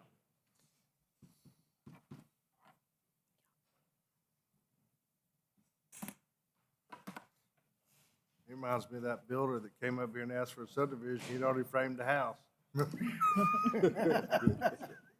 Tell you what, I've been up here 9 years. That's the worst. That's the worst thing. I've ever That's the seen. worst. I've never known Oh, yeah, of this anybody to, have the ADM permit falsified. Another time, yeah, but we'll talk about it. At least he came over and pulled the guy's carpet up. Jeez. I don't even know the guy. All right. Next case we have for the evening was also continued from May of 2022. This is S 4322 Parkway Gardens. It's consisting of 94 residential duplex lots and 4 open space lots on approximately 19.5 acres, located south of 483 through 589 Camille Lane and north of 9650 through 9722 Sherlace Drive. between the proposed Haven Ridge and Tartan Cove subdivisions. This is not in city limits. Here is the zoning. Did you guys catch all of that? Yeah, thank you. Let's vote. That looks like a Me barcode scan. Yeah, that hurt my eyes a little bit. Here is the zoning. Again, this is in the PJ. It is down 69 South, south of Bobby Miller Parkway, in between Tartan Cove and Haven Ridge. Here's an aerial view. Here's the plat with contours and without. We'll zoom into the boxed-in portion. So this is the northern portion of the development, just south of Bobby Miller Parkway. They have a proposed fire access right off of Bobby Miller Parkway. And the second point of entry loops down to circle around the development. Again, it's 94 lots. Zooming out and then back into the southern portion of the development.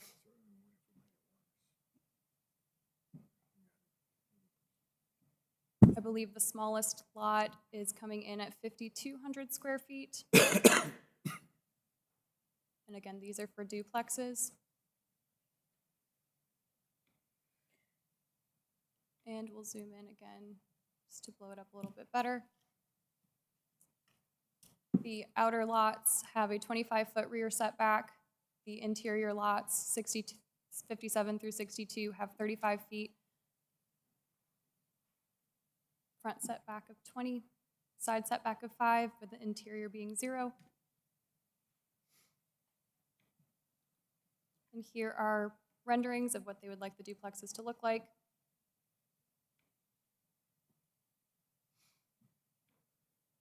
And they are requesting variances from valley gutter, or for a valley gutter in lieu of the standard curb and gutter, street intersection offsets, setbacks, lot width, and lot size.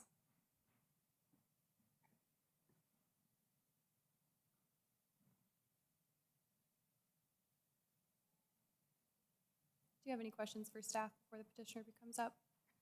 Engineering, variance request? We're okay with the request to use the valley gutter in lieu of curb and gutter. And also with the 150-foot street off street intersection offset, looking at the volume of traffic, I don't see that as an issue either. What about the other widths, Yeah, those size, more- and setbacks? More planning things, and yeah, they would be, the setbacks really have to do with the duplexes that they're proposing. So this was when we discussed it, Chair, Vice Chair, about typically when you see this many variance requests, it sends red flags. So, but y'all had went through the process with the developer. And Yes, sir. I do see the developer has signed up to speak, so we can question in regards to that. And I believe they've also received county approval. He has received He county has. approval. Mhm. Okay. All right, any other questions for petitioner? I mean, for staff, sorry. Thank you. Petitioner?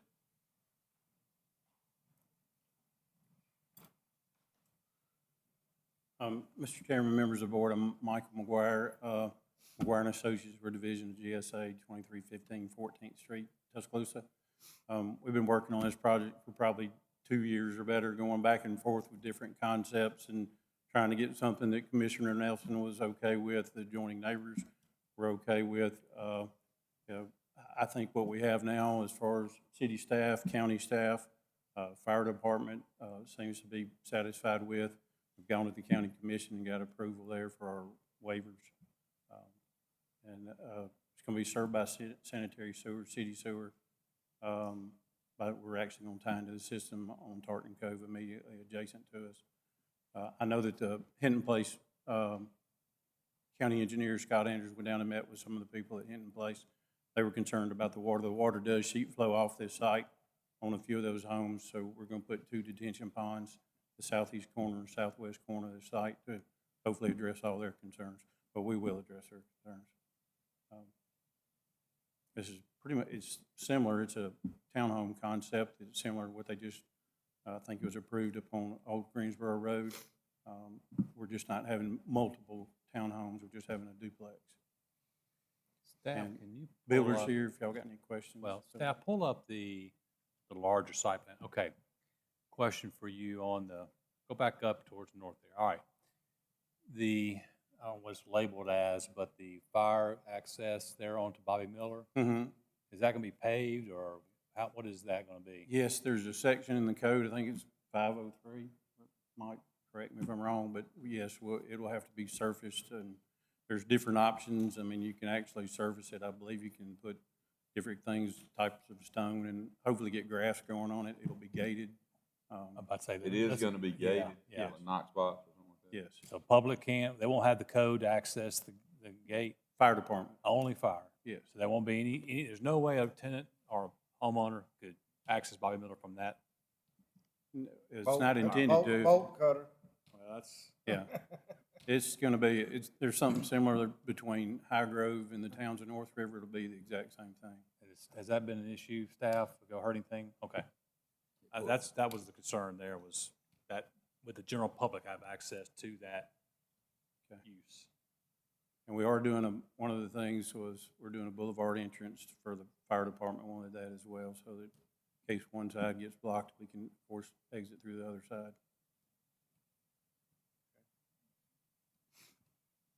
Any other comments for commission or any questions of the petitioner from commission? Is this project gonna be phased? I mean, I see, does the red line mean anything? I think that's just how the staff separated it out. This phase project? Hopefully, we don't have to phase it, but we may have to. Dirt work wise, it'll all be done at one time. Kind of excited about talking to the developer. Yeah. I'm sorry? I said I'm kind of excited about talking to the developer. I got some questions. Oh, okay. All right. Thank you. McGuire? Who we Mr. got? Chairman, we got one person signed up, Mr. Brock Quarter. Come on up. Mr. Chairman, members of the commission, Brock Porter, 1307 25th Avenue.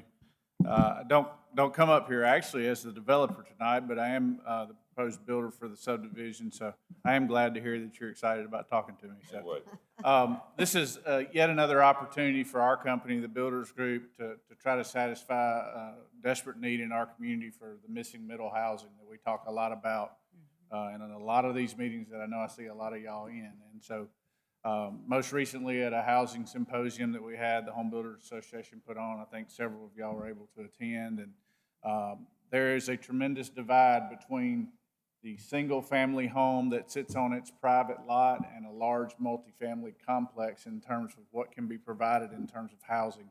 And this is a creative attempt to try to satisfy that need and try to do something that is a little bit more cost-effective to help in today's rate environment that's changed even more drastically over the last 30 to 60 days. So people are struggling to be able to find things to afford, and we're constantly looking for ways to try to satisfy that need. And this is, I think, will be a fantastic project for the area. The proximity to Bobby Miller the Bobby Miller Center should attract some older retirees. The proximity to schools should be very attractive for families with kids. And people that love this area of town may want to downsize, try to save a little money on their house payment. This would be a fantastic product for them. So if you have specific questions on the product, I'd be happy to answer those at this time. What is how would you define, I missed that last meeting, if you were defining that missing middle price range, where do you need to be to attract? Are you kind of talking about the workforce housing problem we've got, and of course it sounds like it maybe attracted some other people as well. But what is the price range we need? So workforce is kind of the buzzword that we use because it appeals to our hardworking folks, our firefighters, our nurses, our teachers, but it really does appeal to a lot broader range than people that are just in the workforce. And so. When I look at that, I consider it being 200 range to potentially 300. And I know some people would hear that and say, "There's no way I could afford a $300,000 house," and I get that. It's a lot more expensive today with a 6.25% interest rate than it was 2 months ago at 4.5. But that's how I would define it. And but we think we will see a lot of different folks that are interested in this type product. Have you built, has this product been built in Tuscaloosa? This small of lots? Are they one story? Are they one story? Mostly one story, Yeah. yes, sir.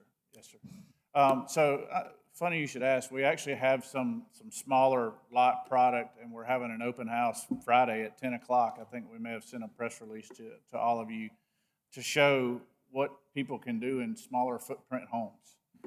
We're really excited about that. We personally have not taken it and put it together as a duplex yet. But that's what this is intended to do. Now, do we have duplexes? Obviously, yes, we have duplexes. So is this product you're showcasing on Friday duplexes or single-family homes? It's a single-family home, but it's a similar type product. You can kind of see the fit, finish, feel of what this could be. So I guess my comments are going to be understanding of the concept, and understanding of the concept. One of the questions I ask is, this going to be a phased project? And if it is going to be a phased project, is it going to be a phased project? Well, I'm not the developer, but I have a contract to take down, I believe, 55 lots. So it will be a phased project? Well, because there'll be several builders involved. No, we're the only builder. 55 lots within a certain time period of the signing of final plat, and I have to take another 22 within 10 months and another 22 within 6 months. So the answer to my question is yes. I don't know. He may develop all the lots and just phase the takedown, but he very well could phase it. So is the developer here? Mr. McGuire is his representative. He's not here. Who is the developer? So is there, I guess. His name is Dennis McIntyre. He's out of Montgomery, but I believe the entity is Delta Land Company. Sorry, they also developing Grand Point and Northport, some phases in Northport. So. Maybe you can answer this, Brock. When I look at it, and I do understand, and you and I have had conversations and been on panels together about the need, and one of our biggest problems is having product out there that people can afford. So many people are having to drive from other counties and spend a lot of money on gas, things like that. But it seems like maybe is this open space, is there potential for a pocket park, or what's the topography over there? Or would that be for Michael? I would have to let Mr. McGuire. It just looks like somewhere maybe there might be a lot, maybe a common area or something. It's a lot of lines, and maybe I'm missing it. Is there any common area? We have close to 20% open space, the whole northeast corner. I mean, it's a pretty good size area, which he's talked about gazebos and some other things. We don't have anything nailed down. Well, so that you're talking about up there on the top right? Yes, and we were thinking gazebos, access, if there's a single family going to the Bobby Miller Center, Taylorville Elementary School, that they could actually walk through there and tie the sidewalks together. And for the record, I'm not criticizing because I don't see a topo. I mean, a lot of times when we sit here, that open space is absolutely CRAP. It's usually a bad piece of real estate. But if it's flat and it's nice, and that is a nice area right there. The topography on this is it slopes north to south. That northeast corner is going to be developed and it'll be flattened out. So, I mean, and of course, based on the way these houses are, you don't have a choice but to flatten them out. You just don't have a lot of relief. And the only two areas as far as open space are the southeast corner and the southwest corner, which will be detention ponds. I mean, they won't be set up really for too much public use other than trying to leave as much green space there as we can. But you do think you could do something because there's a lot of people in here. I assume that it's a combination of retirees and people with kids. But how many lots is it? There's 94. So, a couple hundred people maybe. Yes. But you think you might do something up there in that open space? Yes, we will do something up there. I just don't have anything nailed down exactly. Can we go back to the elevation of the house? So where are these people gonna park? That's actually a rendering that, I mean, it'll do the same thing like that. There'll actually be two driveways leading into the other photo that you saw. They So won't- these houses are gonna be 2 and 3 bedrooms? Yes. So you got one one garage for each person, that typically garages are gonna get filled up on a 900 square foot house, I guess. Where are these people gonna park? I mean, if you got two cars, and then you got one parked in the driveway and one parked in front of the house, and you got 3 bedrooms, you got 16-year, where, I mean. We're required to have. So for single family, our requirements are 2 off-street parks for most single family. 2 off-street parks. Correct. So that you'd be stacking them one in the garage? You got a 40-foot wide lot, and 12 of it's taken up with a drive. One in the garage, one in the driveway. I understand that's a stacked park scenario. I understand the requirements, but I also understand the reality. And the reality, that garage is gonna be full of furniture and boxes and stuff, like most garages are in these type houses, and they're gonna park out front. Well, that's reality, that's not what. The HOA covenants can restrict that and say you cannot use your garage for So storage. the HOA covenants are gonna restrict that. Absolutely. You have to use that garage for parking. You know, I guess, and I had assumed that you were the developer, and I need to address this to Mr. McGuire, but my biggest concern is this one almost, in my opinion, goes beyond what the capabilities of a single family size lot are. I mean, you're talking about a 5,600 square foot lot minimum. That's not very big to be able to do what you're doing.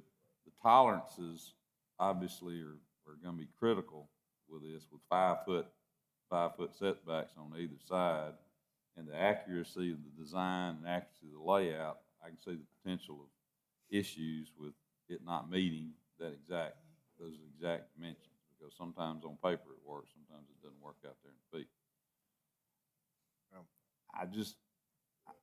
This one concerns me. Can you go back to the lot layout?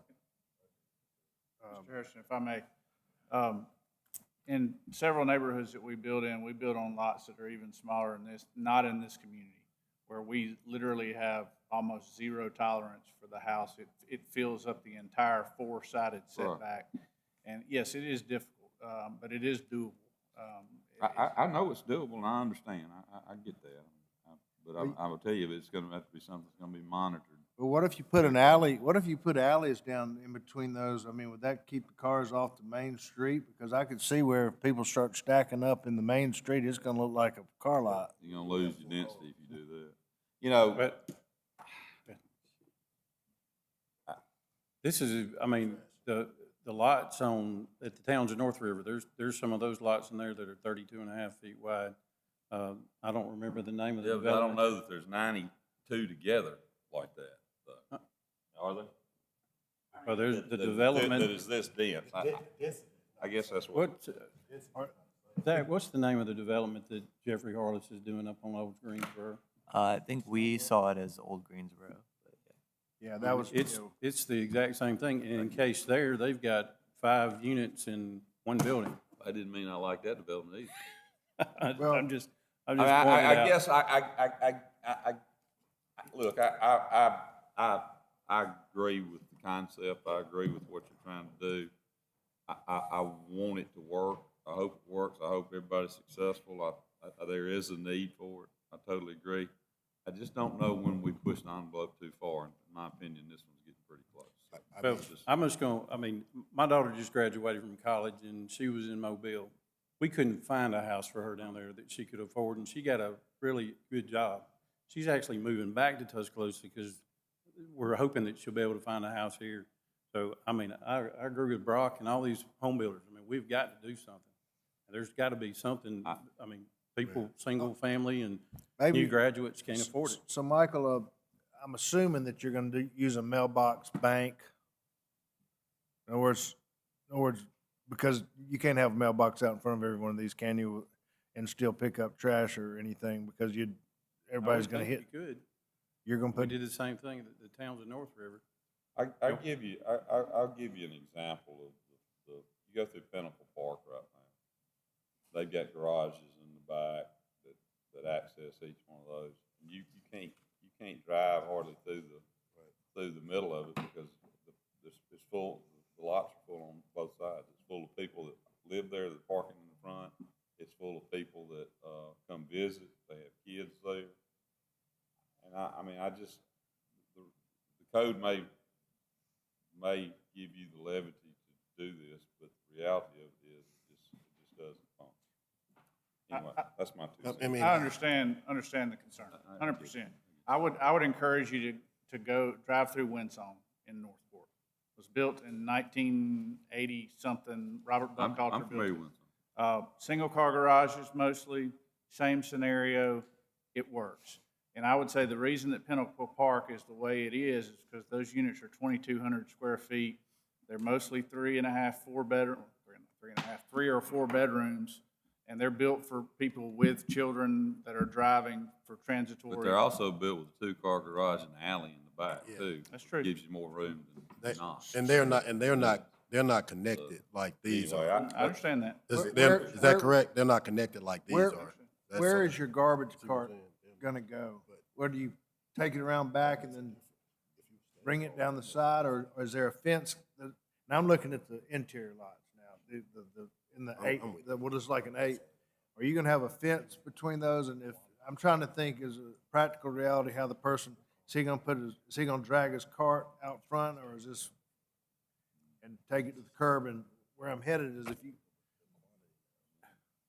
if you have a mailbox, like a brick mailbox, or maybe just a regular mailbox, it just looks like a lot of stuff out there. That's why I brought up the mailbox bank. That's why the covenants are so important, Mr. Rumsey. I mean, in every neighborhood we develop, we have covenants that say the garbage cart has to be pulled back from the street within 24 hours of pickup, and it can't be put out before 24 hours. And it's all about enforcement. We hire professional HOA enforcement companies that are well-known in this community that don't take any CRAP, as you said.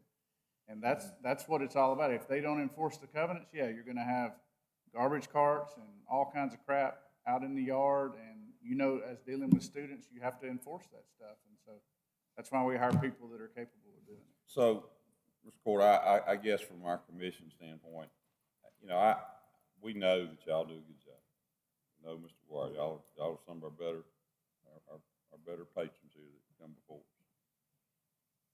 But I guess the concern I have is if we continue to go down this road, and that's the new buzzword, this workforce development, and we're continue to put these products in smaller and smaller lots, that we will have some come before us that don't do it the way you do. Correct. And we do create a problem not only for us but for you down the road with this concept out there that doesn't work, and the reputation obviously falls back on everybody because it always does. This one, I don't. At the end of the day, I think based on staff's recommendation and what we discussed, I don't have a problem with it. But in my opinion, I think moving forward, we as a commission have got to start looking a little stronger at developments like this that are so dense, and we know that we create problems down the road for homeowners. That's just my 2 cents. I think just it is a very difficult problem, and Yeah. one we are all struggling with trying to provide the right things. No, I totally agree, and I'm kind of with Commissioner Harrison on that. The concept of the affordable homes, definitely 100% with that. But I don't want that to be at a cost of long-term, the density and just the look. Your product is excellent in terms of what you build, but you can have other triggers that diminish or takes away from that. So the difference for me from Winsong to this is that's kind of a standalone. It's compact, but it's standalone. Now we're talking about taking two of these things and putting them together. That's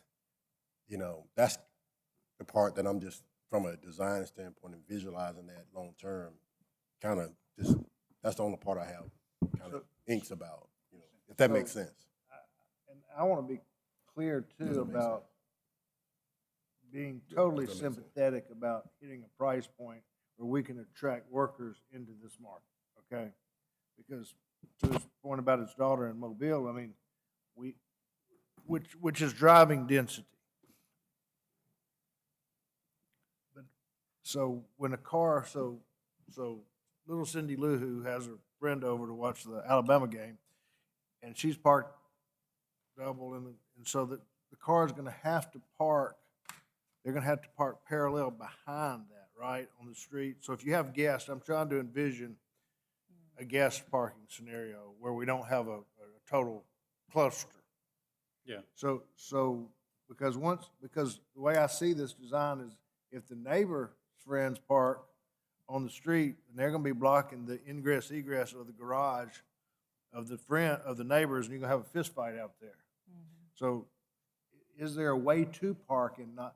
This is hard. This is a hard design to discern because I can't tell. Are the small little squares, are those the garages? Yes. And so you're, in other words, you've got a driveway.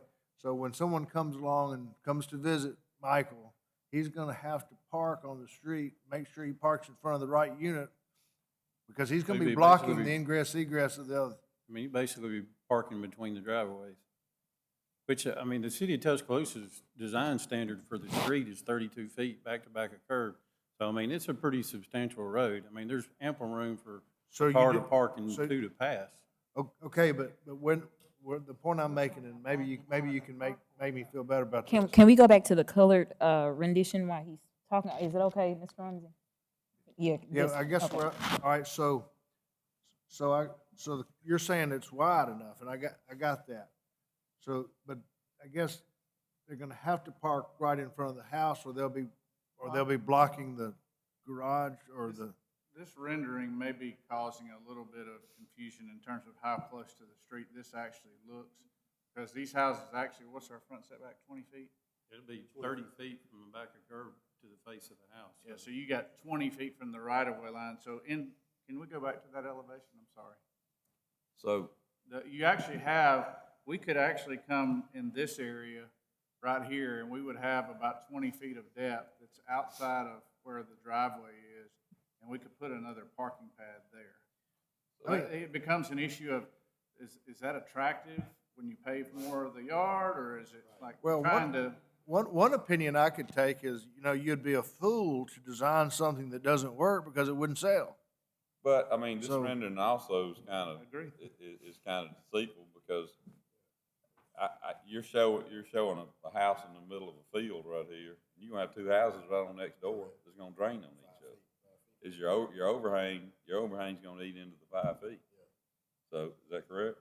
5 foot is the wall line, so you got, what, 18 inches of overhang? Probably 18 inches. You'll have 10 feet between footprint. 10 feet between the Which footprint, is but only very common only for, about like, we 7 build feet that- between the roof We line. build that on single-family lots all day Again. long. Well, just as long as they can drag their. This is their a car. nice, pretty rendering, but it only shows one house, or duplex in the middle of the field. 'Cause they're You not got gonna houses put it right in next there. to it and It's not not gonna behind it, fit so.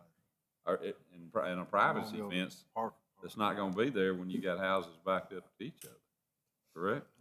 I think the main thing is that 5 feet, they're gonna have to be able to drag the garbage cart, because I don't think they're gonna be able to put it in the garage, or they might. How deep? Again, Well, in most cases, where you have typically they go down the side of the house and put them on the side of the house or in the backyard. well, and that, it's obviously in Brock's best interest to get the developer to do the design right, or else he'll be on lots that he can't sell. So. I mean, I collaborated with him. He designed it how I wanted it. One of my concerns is, first of all, Brock, you all know that I've been a part of the Missing Middle series, and they've been good, and it's been interesting to see how other cities and communities have tried to connect the missing middle. But density was one of the recurring questions that was at the last one that we had. I think it was the last one we had. So some of my concerns is that if we can fix the parking issue, or if the parking issue remains as it is, and the residents are parking on the street, will it allow for the city?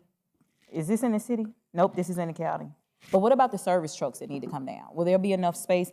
And is there just a way to remove the mailboxes, or like have y'all thought about that so that it doesn't look cluttered?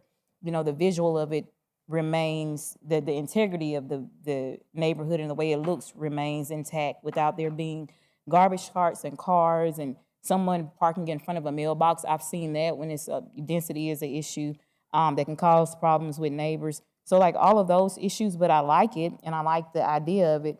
It's just like the small things that I would like more details about.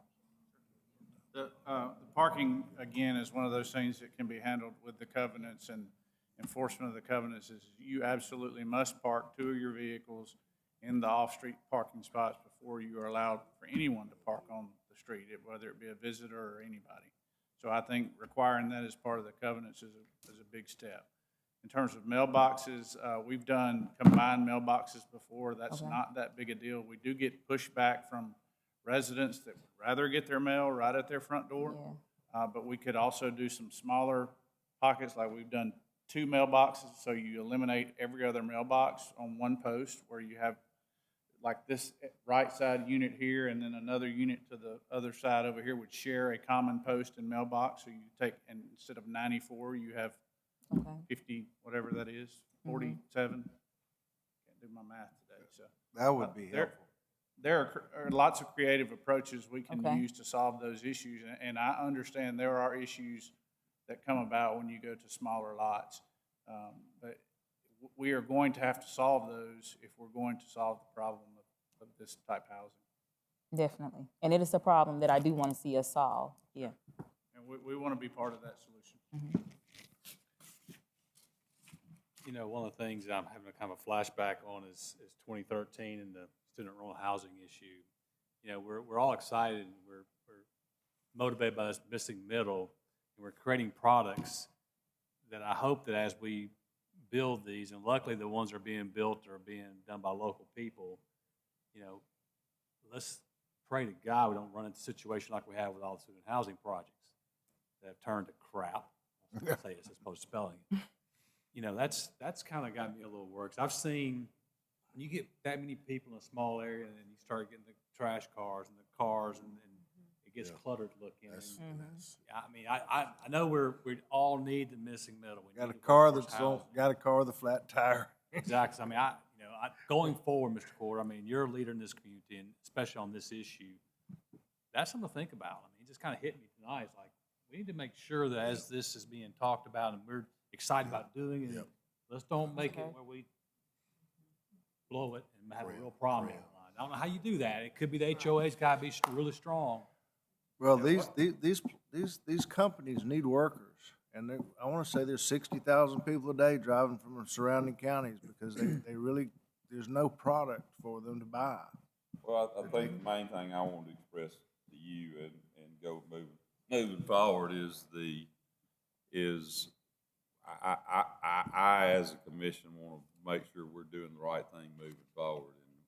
And beyond, if we start stacking these things like Chairman said, we're going to pay a little more attention to them in the future. That number one, what you are building is working. And number two, we're not oversaturating the market by doing this, somewhat like we did on the student housing side of it. Any other comments or any more questions for the petitioners? This isn't a good comparison, but when you talked about your daughter trying to find an affordable place, my youngest child bought in Fairfax Village. It's not like this. They don't have any space between all of their townhouses. They're just solid. So what happens over there, and they have 2 off-street parking places for each unit.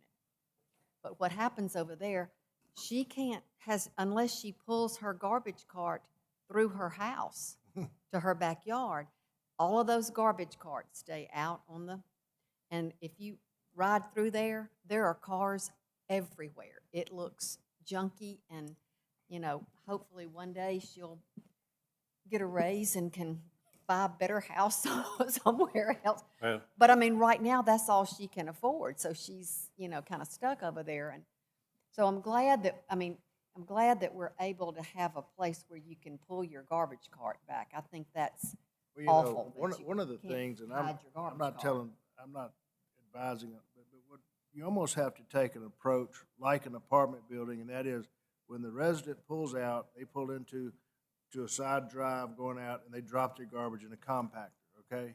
And it's a one source, rather than 94 garbage carts. You know, you see them in apartment buildings, you pull over to the side, you drop it in. Now, that takes coordination with the HOA and the management company. And then you have a place where FedEx drops, they have a drop box area, and you have a bank for mail, and it's all consolidated at the on the entry and exit. And then that way, all that stuff isn't happening all throughout. And I think that's what we'll eventually move to. At least some of my friends in Birmingham that are doing this type thing are trying to keep all the activity on the coming in and going out, rather than all in the middle. So it's just something to consider. And you know, I'm not sure that this commission shouldn't do some field trips as we're experimenting. You know, maybe you know, we look at what we've approved here. We've expressed some concerns about garbage carts and mailboxes and things like that. Maybe in 2 years, maybe we get in the Mercedes Sprinter that the city's got, and we drive out and just have a look to see how it's working on the ground. I would like that. And I'm excited. I'm excited about this. This is very attractive. And that's why I want the city to get this right. I want us to get it right, because this is very much so needed. You know, I know a lot of people that are graduating, they don't have big families, but they want something like this to just start in, or they want to downsize, whatever the case may be. But I want us to get this right, and I want it to be nice. You know, so I'm really liking it. Any other comments? Had enough? Thank you for your comment. Thank you. All right, I guess anyone else in the public want to make a comment about this petition? All right, we'll close. Any more discussion amongst the commissioners? Any comments? All right, commission, before us, we have S 4322 Parkway Gardens with 5 variance requests. Engineering has no issues with. Do I have a motion and a second? Motion to approve. Second. Got a motion and a second. Councilwoman? Yes. Yes. Yes. Yes. Yes. Yes. Motion approved.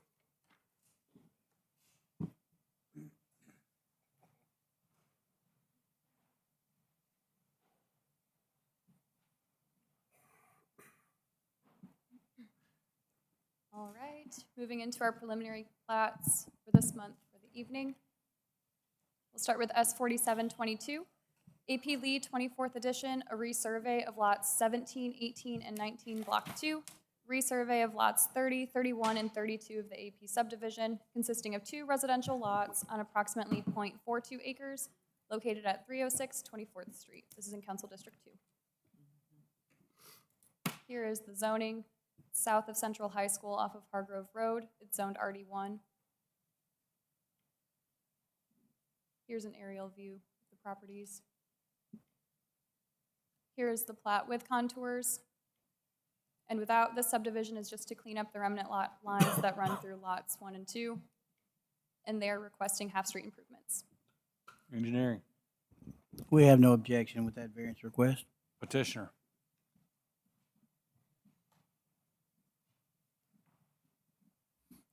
Kevin Hinkle with Montgomery and Hinkle Land Surveying, 203 Hargrove Road East, representing the petitioner. As staff said, we're just cleaning up the lot lines and finally going to build something on the only vacant lot in the neighborhood. Okay. Any questions for petitioner? No one has signed up for this petition. Does anyone in the public care to make any comments on this petition? Having heard none, commission, I've got a motion to see S 4722 AP lease, 24th edition, 1 variance request, half-street improvements. Engineering has no issues with. Do I have a motion and a second? Motion. Second. Mr. Rumsey? Yes. Yes. Yes. Yes. I'm sorry. Yes, motion approved. Sorry.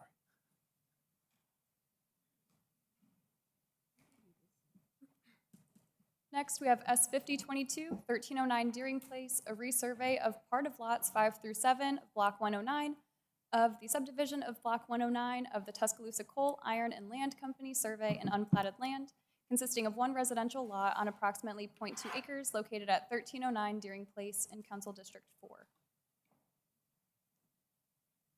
Here is the zoning, zoned R3. It's in the Deering Place Historic District, off of 15th Street, Queen City to your left.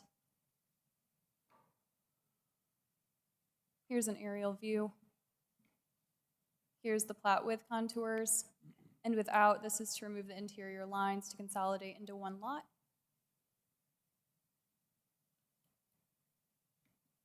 And they are requesting a variance from sidewalks. Are you adding a lot? No, we're taking 2 and making 1. Engineering? We're okay with the variance request. Any more questions for staff? What's it zoned? What is Deering Place zoned? This property is R3. R3, okay. Yes, ma'am. Because I know there are already some duplexes. There's at least one duplex in there, right? Can we have at least one duplex in Deering Place? Yeah, there's This is some it? on Deering Place. Oh, okay, okay. Okay, petitioner's here. Thank you. Petitioner?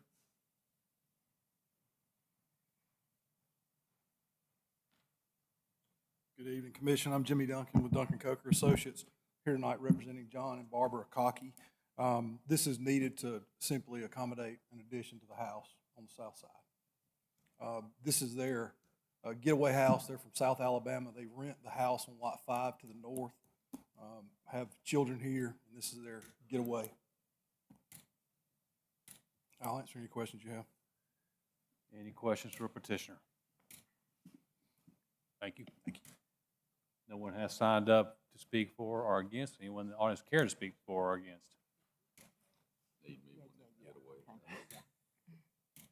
You pull back up the variance sidewalks, I believe, wasn't it? All right, Commission for us, we have S 5022, 1309 Deering Place. One variance request sidewalks. Engineering has no issues with. We have a motion and a second. So moved. Second. Ms. Howard? Yes. Yes. Yes? Yes. Yes. Yes, motion approved.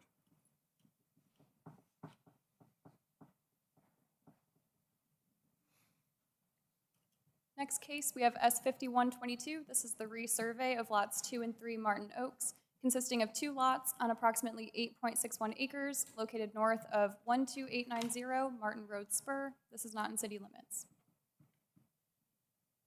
Here is the zoning. It is west of Watermelon Road and Sokol Park. Here's an aerial view. Here's that plat with contours and without. So it's currently 2 lots. It will remain 2 lots. They are just flipping that vertical lot line and making it run horizontally on Lot 2R. And they are requesting a variance from capped sewer. Engineering? We're okay with that request. Thank you. Petitioner?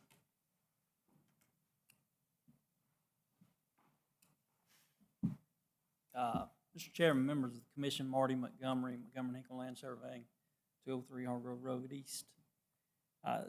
This is a 2-lot subdivision. The owner of both those lots owns the house on Lot 1, and he's looking to sell Lot 3. Just wants to kind of straighten that lot line up. Any questions for petitioner? Thank you. No one has signed up for or against. Anyone care to speak for or against? Commission for us, we have S 5122, resurvey of lots 2 and 3 Martin Oaks, 1 variance request cap sewer. Engineering has no issues with. Do I have Motion a to motion? approve. Second. Motion. Have a Second. Second, Mr. Rumsey. Yes. Yes? Yes. Yes. Yes. Yes, motion approved.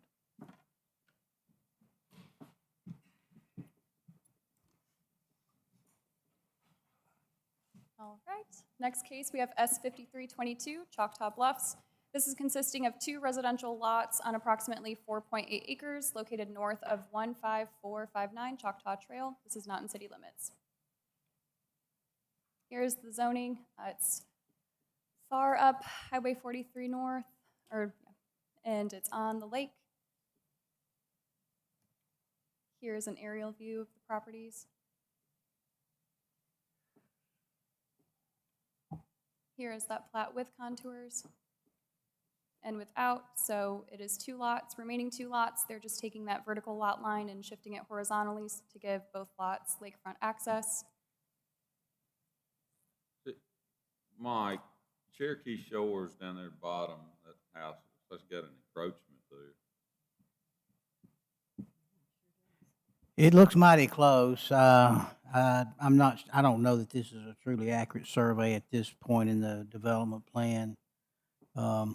Certainly, we'd like to maybe confirm that when the final plat is turned in.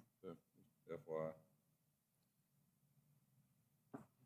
And they are requesting a variance from capped sewer. And no objections to the Thank you. cap sewer request. Petitioner.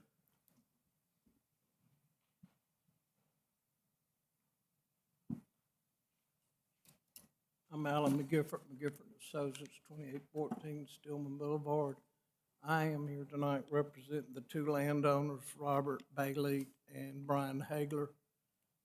If you realize, Mr. Hagler on the road side of everything, Mr. Bailey on the lake side. 2 of them got together and decided they wanted to divide it so both could have road access and lake access.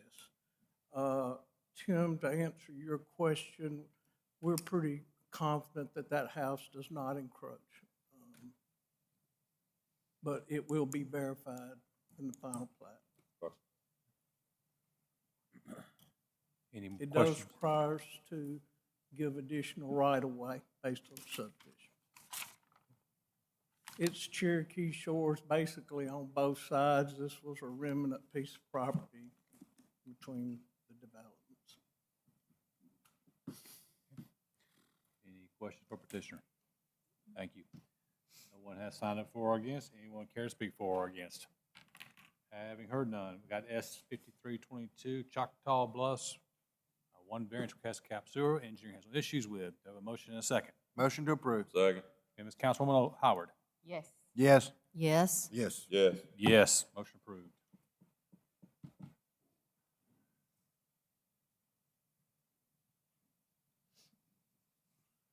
Next case, we have S 5422 Engelbert and Averett. This is consisting of 4 residential lots on approximately 49.37 acres located at 7310 and 7441 Hargrove Road East and 7520 and 7531 Lake Judson Road. This is not in city limits.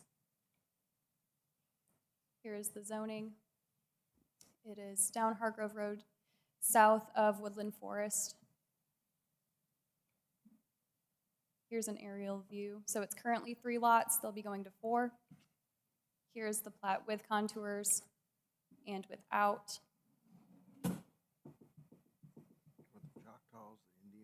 Where I just drew highlights the new lot line that will separate lots 1 and 2.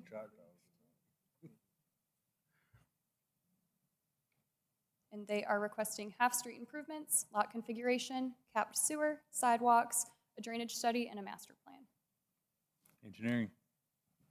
We're in agreement with those requests. Thank you. Petitioner.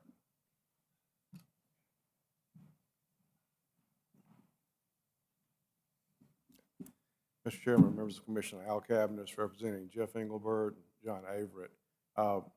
Looks like there's more going on with this one than there is, just the way it's spread out. But this is, Jeff and John over the years acquired different tracts of property, and some of them are not contiguous. So currently, Jeff, for example, owns this. John owns this down here. John owns this in here and this over here. So the purpose of this is to try to get Jeff Engelbert a contiguous lot. And then John Averett gets connected to his property down off the page here, and then the rest of this. Just because of subdivision regulations, we had to create a lot over here because this is a public street. This parcel was actually the same tax ID as this, so there again, we had to create a lot because it's kind of landlocked over there. the main object was to get Jeff connected back all his property on one lot. So the property swap really is that property versus this property. That this property going to Jeff, this property going to Avery. So that's all we're doing there. Thanks for clarifying that. Yeah. Any questions for petitioner? Hey, thank you.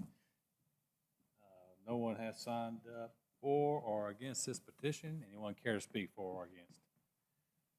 Commission before us, we have S 5422 Engelbert and Averett with 6 variance requests. Engineering has no issues with. Do I have a motion and a second? Motion to approve. Second. Mr. Rumsey? Yes. Yes. Yes. Yes. Yes. Yes. Motion approved.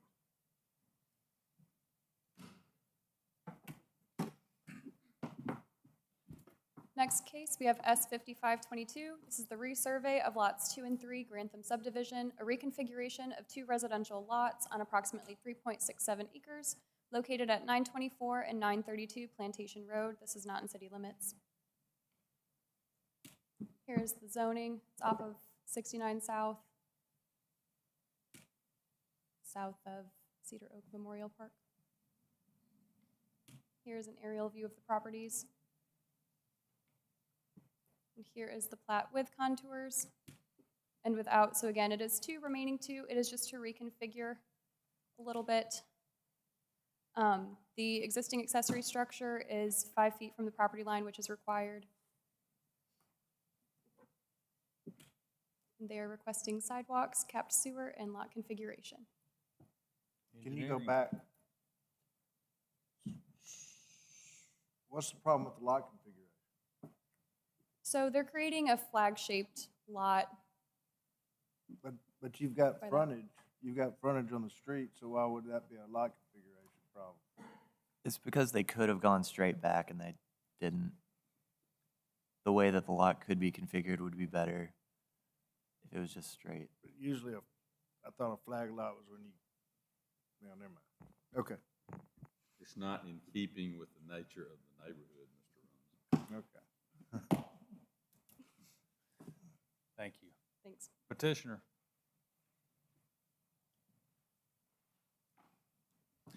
Mr. Chairman, members of the commission, Al Cabinets, representing Lana Grantham and Carl Grantham. Y'all have actually seen this before, I don't know, 3 years ago. Their Lana and Carl, brother and sister, when their mom passed away, they inherited these 2 homes.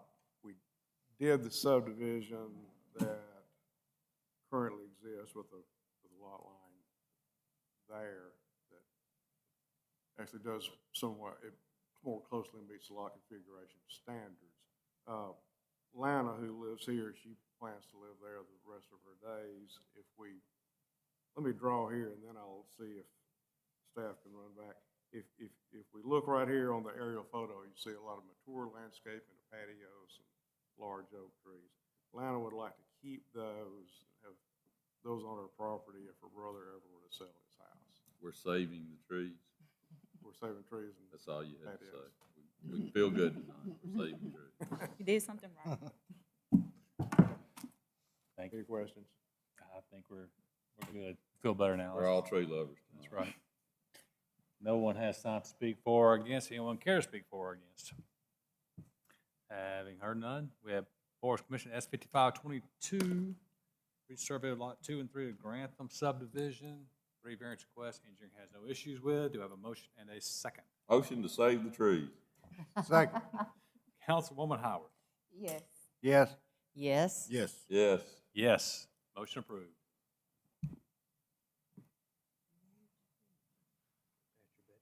It is.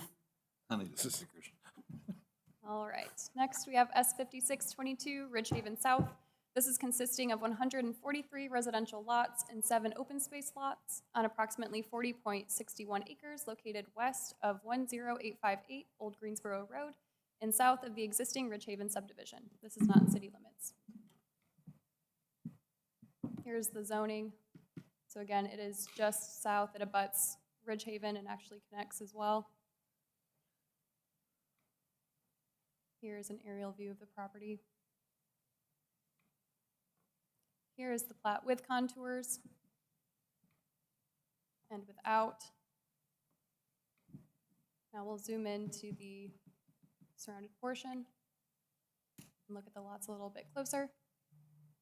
So it connects to the existing Ridge Haven subdivision directly north of this in 3 spots. Those are the 3 connecting streets at the top of your screen.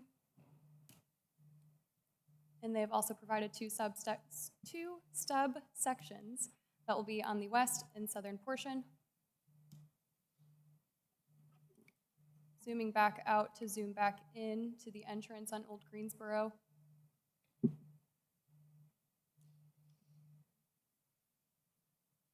Again, they're providing 7 open space lots, 143 residential lots.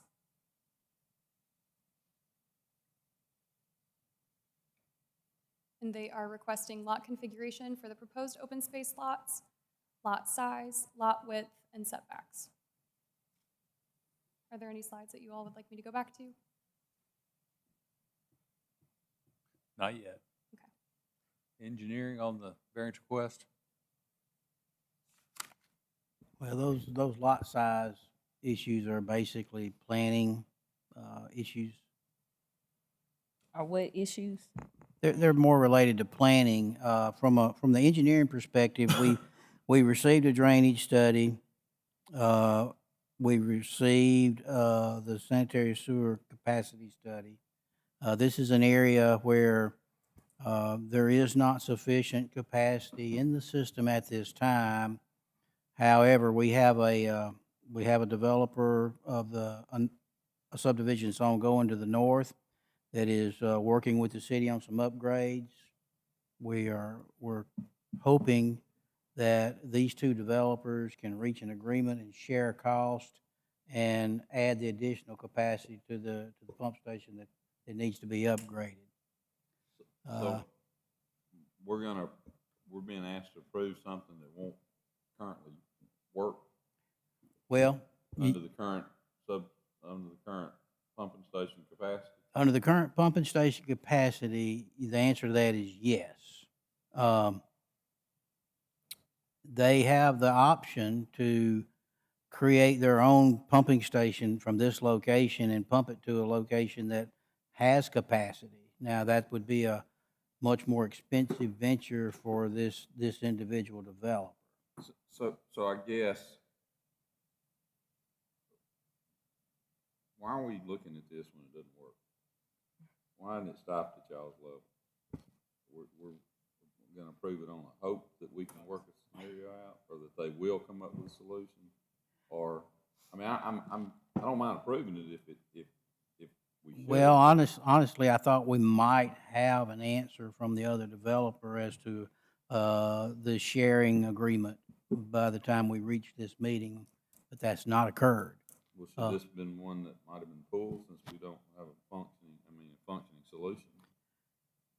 It may be appropriate for the engineer to ask for a continuance. But they can't go to final plat without Yeah, I solving the mean- problem, and either building the more expensive method or reaching the agreement. So- While I agree with that, I don't like wasting our time when they don't have a solution.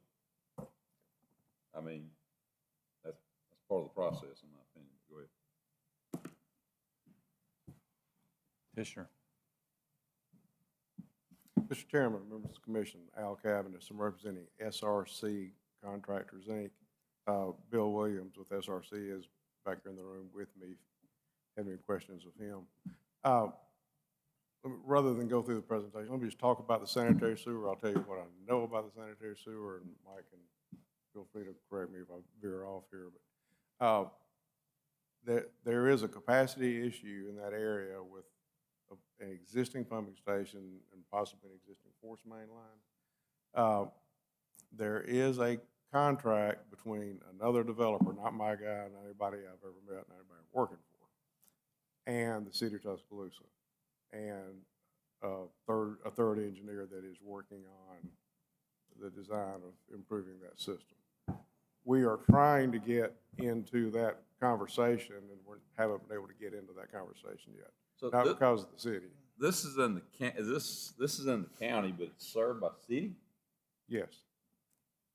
This is part of the sewer This is part of the exception township, district that was yeah. created years ago. Who owns the property? When We're is it stubbing gonna out run to out? other areas too. Who owns all this property? I mean, like, And we're actually, as Mike mentioned, I mean, of course, hopefully both parties can work together because there's one station instead of two, and it saves everybody money. But We if they would hope can't, that you would get that- we just develop a pump station like we normally would, and it's part of the LDP. We would hope that you would get that worked out before you came before. I did. I mean, I've not been privy to the conversations. The SRC representatives have reached out to the other developer, and the other developer has said, we don't really have time to deal with you right now. Okay. And you want us to deal with you because he didn't have time to deal Well, with you? if we can't deal with him, then we go to Mike with a set of plans that has a pump station. I mean, we've done pump stations before, and that's how we do them. Who is SRC? So there's another development, and I don't, has it been to planning commission? I don't know. Is it Haven Ridge? So there's a development up there somewhere that goes all the way to Englewood Road. I've not seen it. I mean, from our standpoint, I don't see us approving something on an if. Just the way I look at it. With, I mean, have we done this before? You talking about making sure that we got the capacity? Make sure it works. I It think, doesn't have the capacity right now. Yeah, start this sentence with if, but if there were no other developer, and if there were no agreement with another developer in the city to do this, I'd be standing here telling you, I've got this subdivision, I've got to build a pump station, I've got to tie to city sewer, I'm in the exclusion area, it's legal for me to do that, all I got to do is meet the city requirements, build a pump station, do my LDP, and I'm done. So you're saying Plan A is to work with this But- adjoining property owner, but Plan Plan B is A- to go with your own? yeah, and Plan A, the city asked us to do that. I think it's a good idea for the city, and it's a good idea for my client. Saves my client money, saves the city a pump station to maintain. But the bottom line is, we can build a pump station just like we did at Crown Point, just like we did at Greystone. When I was up here for Crown Point and Greystone, I didn't have a pump station built. I told you I was gonna build one, I did. I don't see the difference other than I wish the other developer would work with us. I do. I think the difference is we wised up a little bit since then. But I don't have, because it's a contract with, I've talked to Chad Hobbs, nobody can make the other developer let me or SRC into that existing agreement. It's an existing legal agreement. I mean, I still say you come out here without a plan in place to get sewer to this, a permanent plan in place to get sewer to this. I mean, at this point, I'm assuming assuming that, Evidently, somebody thinks there's about 10,000 people moving south of town. Bunch of, I'm assuming the other developer's not gonna let us in, and we're gonna just design our own and build it. They're gold in them there hills because there's, Engineer, is staff okay with, I don't, this wouldn't be really any different than any other development that had to have its own pump station, other than the fact that the first, the gravity sewer that has the capacity is probably a half a mile north up Old Greensboro Road, somewhere around the Inglewood Baptist Church in Shelton State. That's where the gravity system is, and there is adequate capacity in that system to take this sewer. So, like Al said, if the agreement does not come to fruition, then he's obligated, if he's going to proceed forward with this, to design a pump station and a system that is approved in the LDP process that gets to a sewer system or part of our sewer system that has capacity. So what we're hearing you say, and Jimbo's sitting here listening, there's no situation that we're going to approve something and lay it at the feet of the taxpayers. No, absolutely not. They can't go forward and finish the project. I mean, isn't that your main concern, is that we let something go by that because of the sins of the past, because remember, it used to be just a total cluster down there, and we had to cut it off, right? Yeah. So there's no way that the taxpayer will end up eating this, because he'll either make that deal or you'll have to form your own, right? And so my question is, so he puts a pump station in, is there capacity when he pumps it up? Is there plenty of room to pump it? The line that he's pumping into, is there room in that line? Yes, there is, yes. Okay. The deal is, making the deal with the other developer is the cheapest part of this, or he'd already been building his own pump station.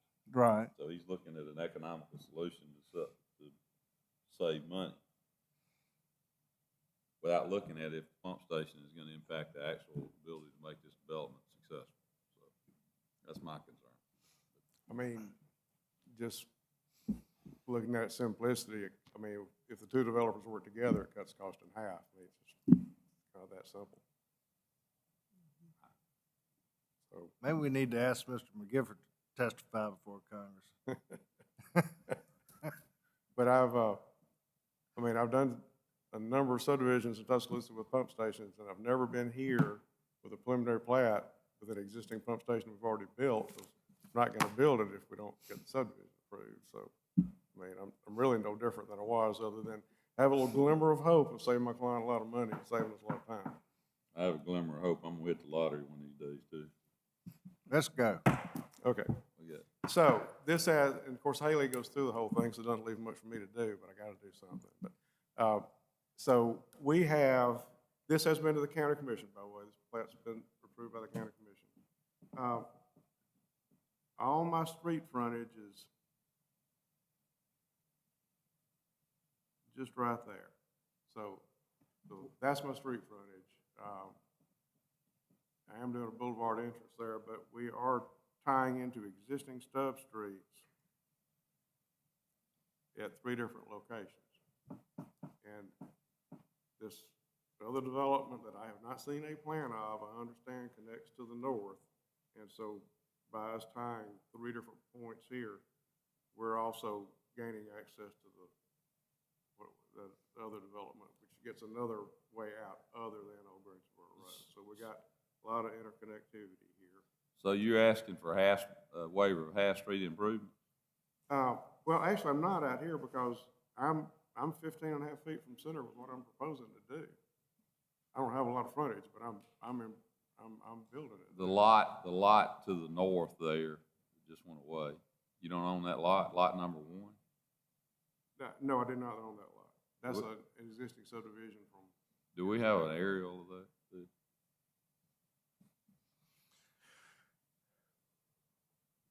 So the red's the boundary line. The red is yours? The red is mine. Except I do have this.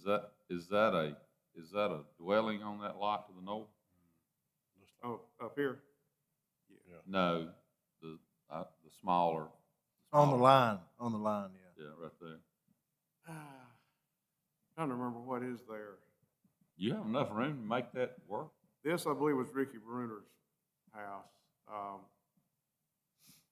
No, I mean, I meet all the,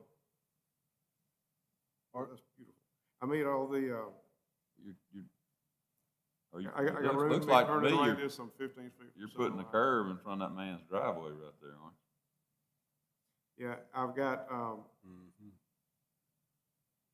a dead end driveway here that just goes away. This guy, we gotta tie into our improvements somehow. So he's gonna jump your curve?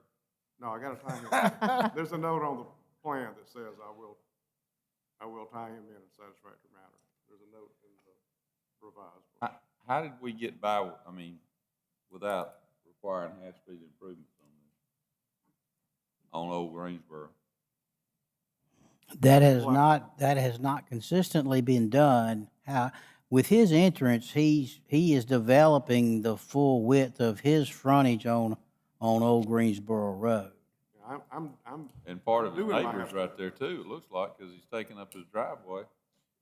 And the poor I fella's gonna have to curve his own. tend to agree with that. There needs to be a modification maybe, or an agreement worked out on the relocation of that driveway that, Mr. Capps, is there an agreement worked out with relocation of that driveway? I mean, I don't know if we've ever done it. I don't mind going half-street improvements there, I mean, building a driveway, I'm fine with that. well, have you done that? Have you talked to lot number 1 Sandy Creek Lane? Not. Yeah. Okay. Don't you think you need to? I mean, normally it's something I'd do during the LDP if I was, Okay. if, you know, if my plat's approved, then I gotta work out all the details. Okay.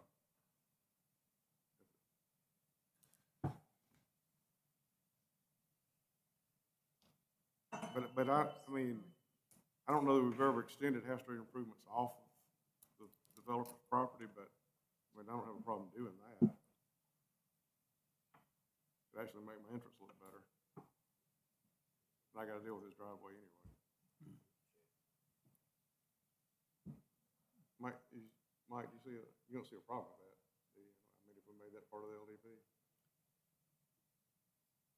You talking about I don't know when we've ever gone in front of somebody else. relocating this driveway? Obviously, it's something that you're gonna have to show on the construction documents, you know, for approval, yeah.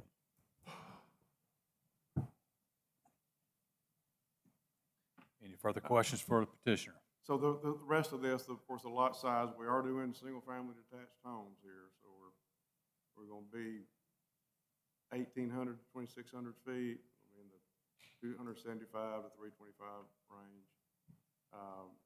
Trying to get that market that everybody needs right now.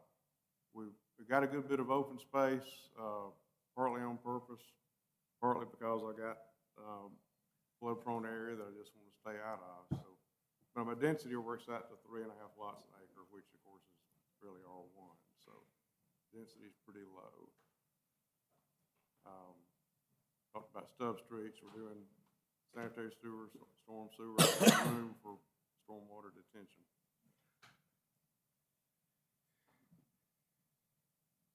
I think other than what waivers I had, we made all the requirements.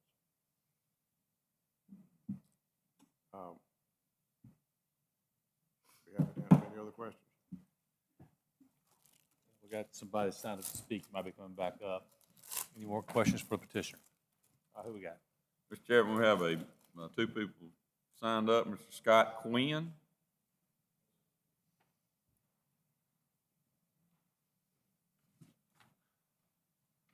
My name is Scott Quinn. I live in Rich Haven neighborhood, 1800 Collier Way, which is like when you come to the neighborhood, it's the 8th house on the right.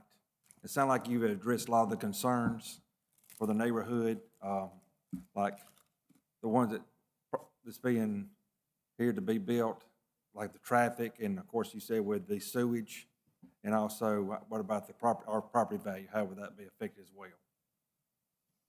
So I'm just here as a concern, you know, for the Rich Haven neighborhood representing it, and want to see, you know, just express our concerns, because where I have the ledges going up, you know, the other side of Collier Way.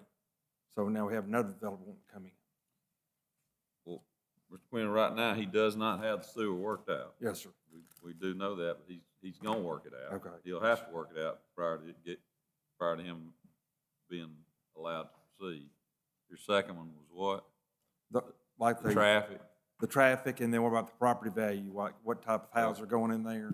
I can't prognosticate the property value, I Yes, can't tell you that, but the traffic, obviously, he's got two entrances, he'll connect one to that north, like he said, and Yes, sir. he's gonna have the front entrance also, but I can't answer you with regards to the property. Okay, all right, thank you. Mr. Chairman, next person we have is Mr. Jesse Harris.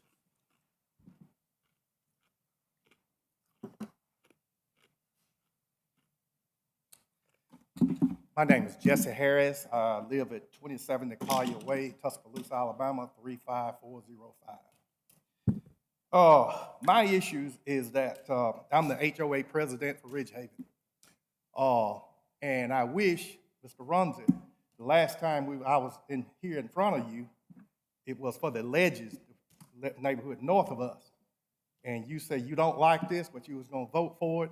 You asked the panel, was it any legal that you could not vote for it? They said no. But I wish you had went on with your right the first time, because it has caused us a lot of problems with flooding. We have some serious flooding issues. And I wish I'd have sent these pictures in of my backyard and the neighborhood with where it floods. And so, because they're developing it now, and I heard you say something earlier, that if you have flooding issues, a developer shouldn't create it to be easier for flooding. They have created it to be a heck of a lot more easier for flooding. Usually that means someone hadn't done their job. Right. Somebody didn't, the flooding was so bad that it broke my fence. And I have some serious pictures on here of it. Even Mr. Quinn, now they have worse flooding issues than I do. And that's the issue that I have with that. And also another thing with it is that it was this environmental biologist came out back last year sometime from Odenville, Alabama, and went out and checked for springs. And I talked with him, and he said that land is not buildable because of so many springs. Also, I talked with Mr. Bruner, I think his name, the one that owned the tree company, but he's deceased now. And he told me all about that property. And he said that property will never be developed. So I don't know how they let that pass by, that they didn't go out there and see all those springs. Even in Ridge Haven, I have neighbors that have springs that runs in the yard. So down there, I just said, Lord have mercy, if you all pass this and let those folks go in there and build some houses and people buy those houses. I hate it for them. And his name is Kyle Paris that came out there. In the sewage issues, we have some very serious sewage issues already with that pumping station. I have neighbors that complain about sewage. Even myself have to go in and pump out my commodes because of, I guess, the elevation and everything. It's been that way. I've been living there for about 5 years, and it's a serious problem. And some of the people down on the lower end coming into Collier Way when you first turn it, now they have some real serious issues with it. And my other problem is that the traffic issues.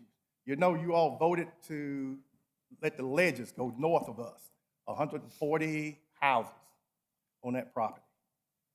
Okay, and now you're looking at proposing having another 143 coming down to the south of us. And all of that traffic is coming right up through Collier Way, right up through our neighborhood. Now, and I don't think that is fair,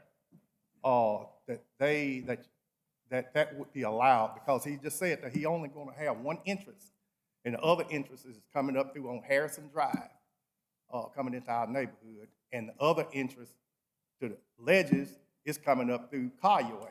But all of them have to come up through Collier when they first turn in there. And I don't think, last time I was here, I did a check on the schools. The schools are already overcrowded.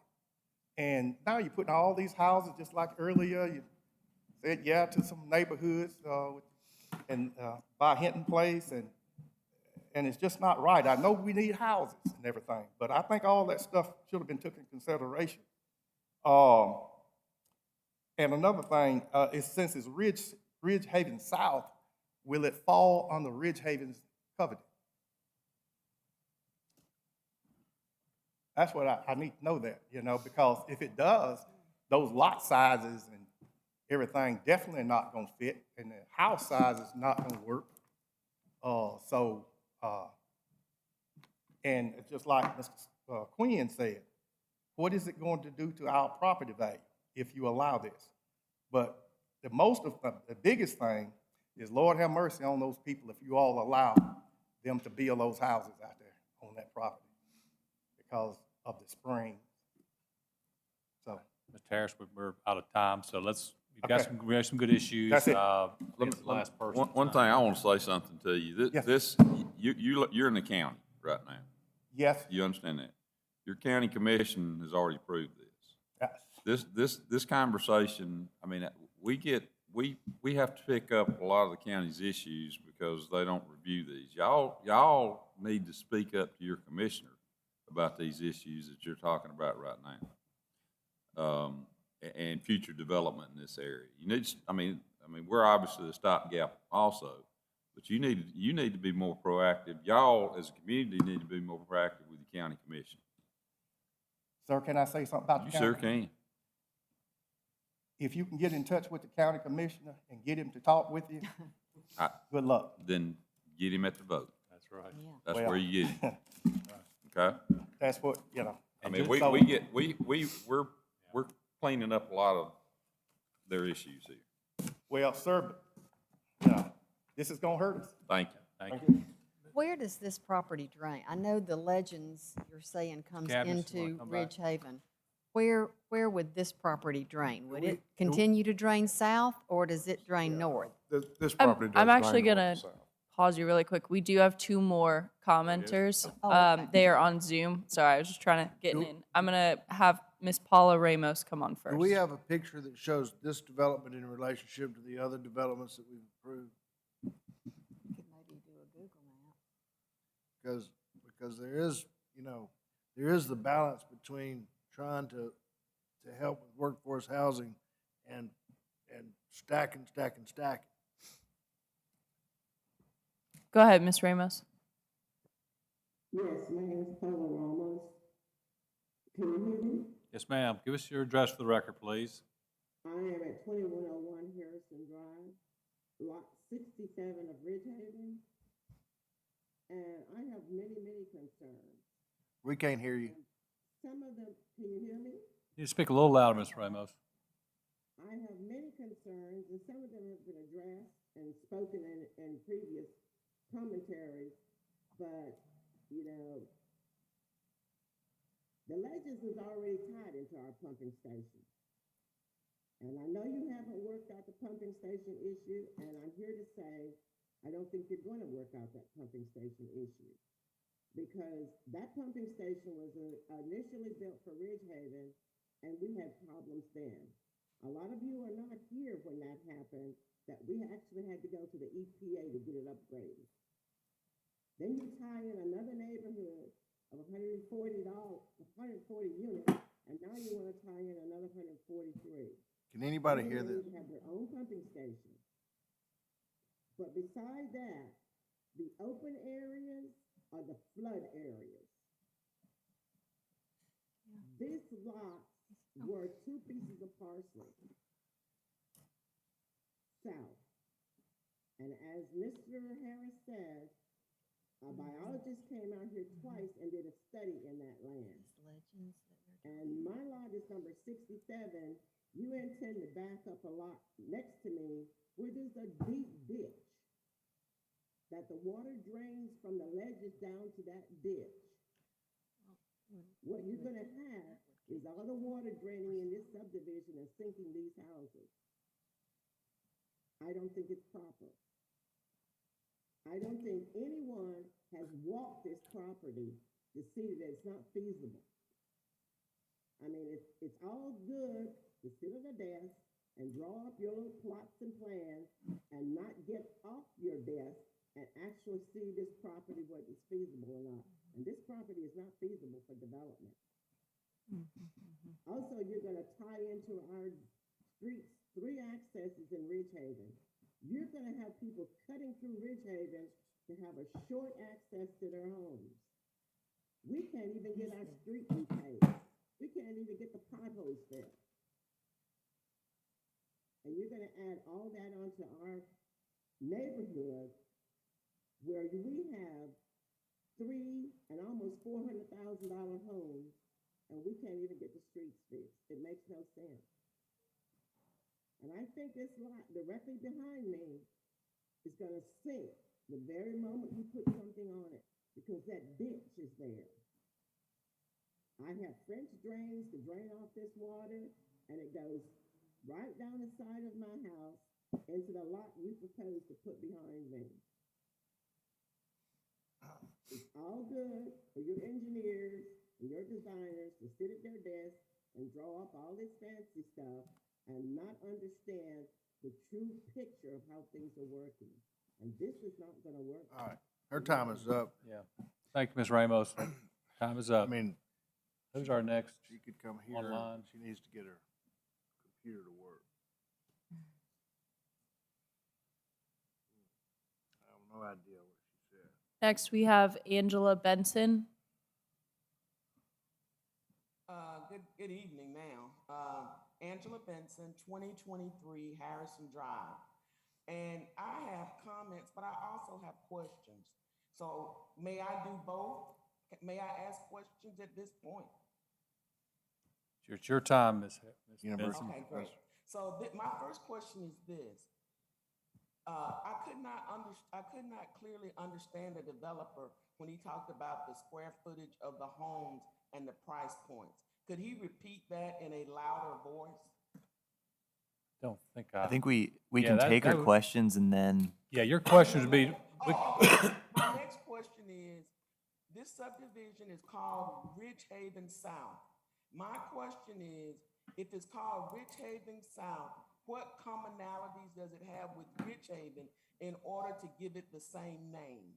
I've got that question I was going to ask myself. Okay, so you just took two of my seconds. No, okay, we have all these open spaces. What does that really mean? Are you gonna do anything to the open spaces, or is that just space you're just gonna leave alone and let it stand there? My next question has to do with these access roads. Well, I'm gonna make mine a question. Why do you need these side access roads? We have 90 houses with one entrance. You have 143 houses with one entrance. I lived in a neighborhood with 125 houses and it had one entrance. So why do we need the connecting roads? I don't understand how you can approve a plat or plan where the people haven't made a decision on the pumping station. It seems to me that the plan submitted should have been for the worst case scenario. And that's the scenario where you build your own pumping station. So I don't understand why we're doing this. Okay. We want to get a variance to make the lots down from 9,000 to 6,300. The lots on the street right behind it are 13,000+ feet lots. So I don't know how that fits. So why are the houses so much smaller? And why are the lots so much smaller? 9,000 would have been a lot smaller, but 6,300 is half the size of the lots that you are connecting to. So I don't understand that part. Even with your access roads, it would seem to me you would have an access road on the back side of the property, but all of the access roads are on the front side of the property. I don't understand that. Maybe it's because you don't have the land in which to do it. So, well, I'm not gonna even use up all my time. Those are my primary concerns. I am enjoying my life in my new home. I have been here since June. I like the low traffic flow through my neighborhood. I like that the streets, I actually like, because I live on the side of a dead end street. I like the low traffic in that area. I am concerned that you are going to disturb my enjoyment of my property and wake up those snakes that are in that open area behind my house. So I would also like to know how you're gonna deal with the snakes. And that's me, Angela Benson, and I'm done. thank you, Ms. Benson. Look Before her the- up for a marketing person. Before Al, you got some questions to answer, obviously. Just so we may get to the stub out question, was this development a larger development over phases? Maybe the property was sold, or what's, because it has stub out streets. When there are stub out streets, that is indication there will be future development. That's right. It's actually a requirement for any development that has vacant property adjacent to it to provide stub out streets.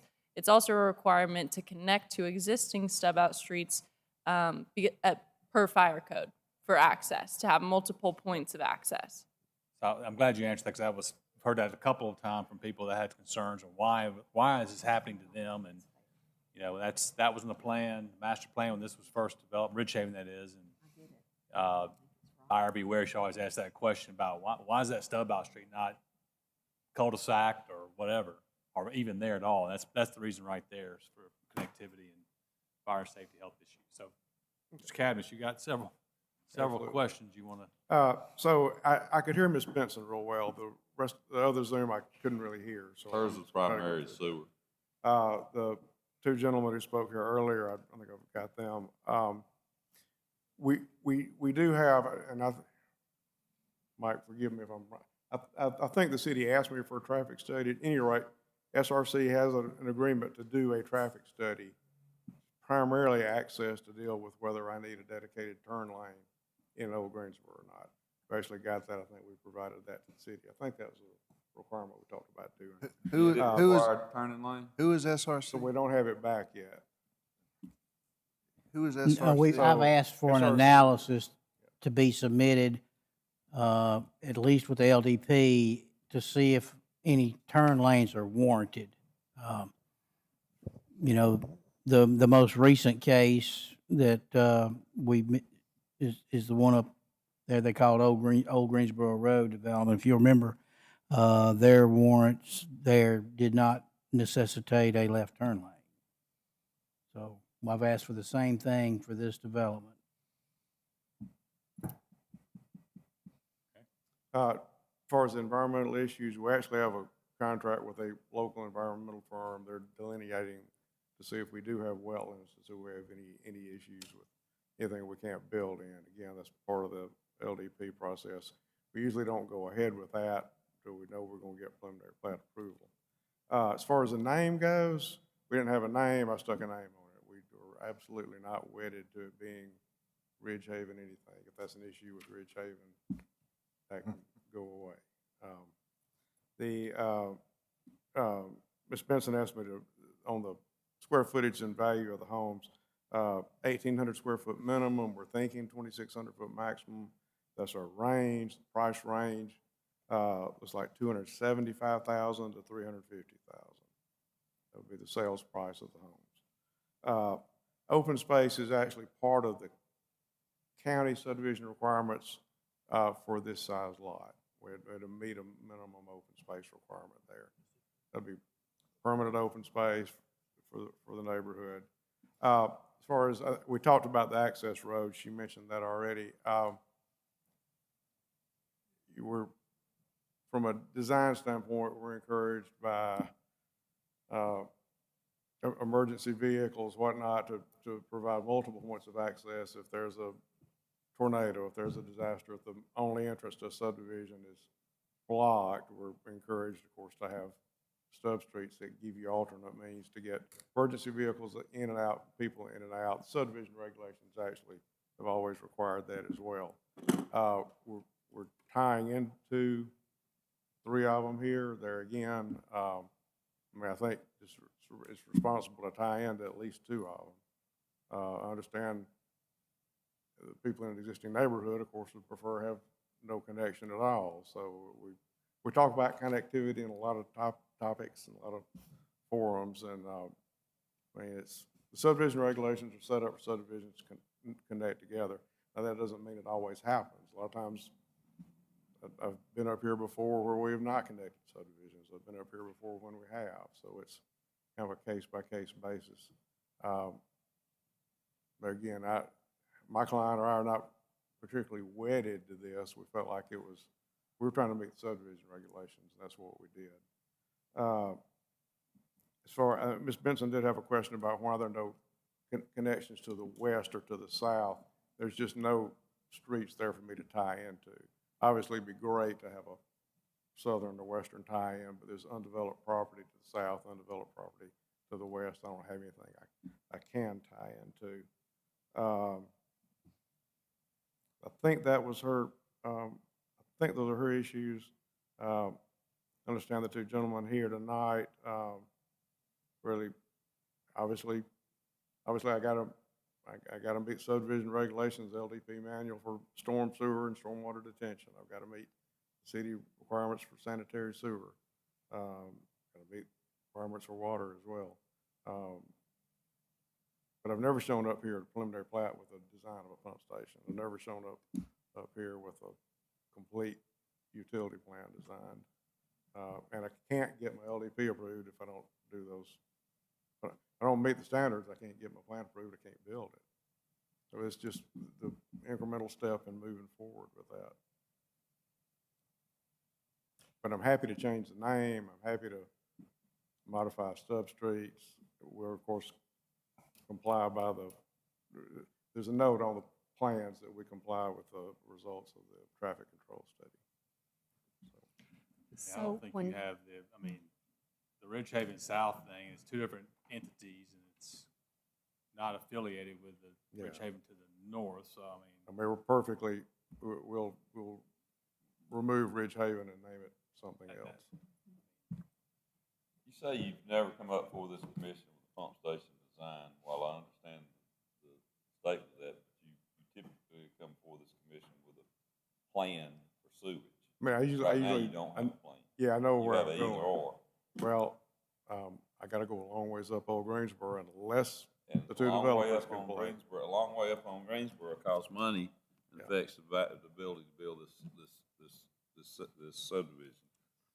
You know, one thing that I don't like this commission being used for is a litmus test to see if this thing can move forward. Sure. I think that that's your and the developer's job to make sure that these costs are accounted for prior to coming up for us, and don't, again, waste our time coming up here just saying, hey, well, if we can do this, if we can do this, if we can do this. My opinion is there's too many uncertainties on this project for me to say, hey, I can live with approving this. So that's where I stand. It seems like we had a case a few months ago where we said, well, really, we're not sewer engineers, and that's not our issue. It's their issue, right? In other words, if they let it go forward and it doesn't pump right, in other words, that's really got nothing to do with us, because we don't really, Tim happens to know from his business about sewage and pump stations and so forth, but the rest of us generally don't. Maybe Vince does with his art. I'm just saying, I would have no idea. All I know is stuff generally flows downhill. The issue with, my issue with sewage is, no, he can figure a way to make sewage out. Whether it's even cost effective enough to make this project functional, unless we have an independent developer that's benevolent and has all the money in the world, doesn't care if it makes a profit, which I hadn't seen one of those. You know, I'm up here speaking out of both sides of my mouth, because I sit on another commission that all we hear about is a lack of housing in a certain price range. We've talked about that tonight. Right. But then I watch subdivision after subdivision after subdivision get stacked on top of one another, and the lots are fairly small, okay?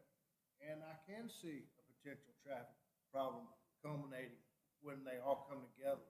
So it's starting to worry me that what is it, the road to, what is it, the road? The road to hell is paved with good intentions. Yeah, so we have good intentions in trying to create a price point where people can live and enjoy the quality of life in Tuscaloosa. But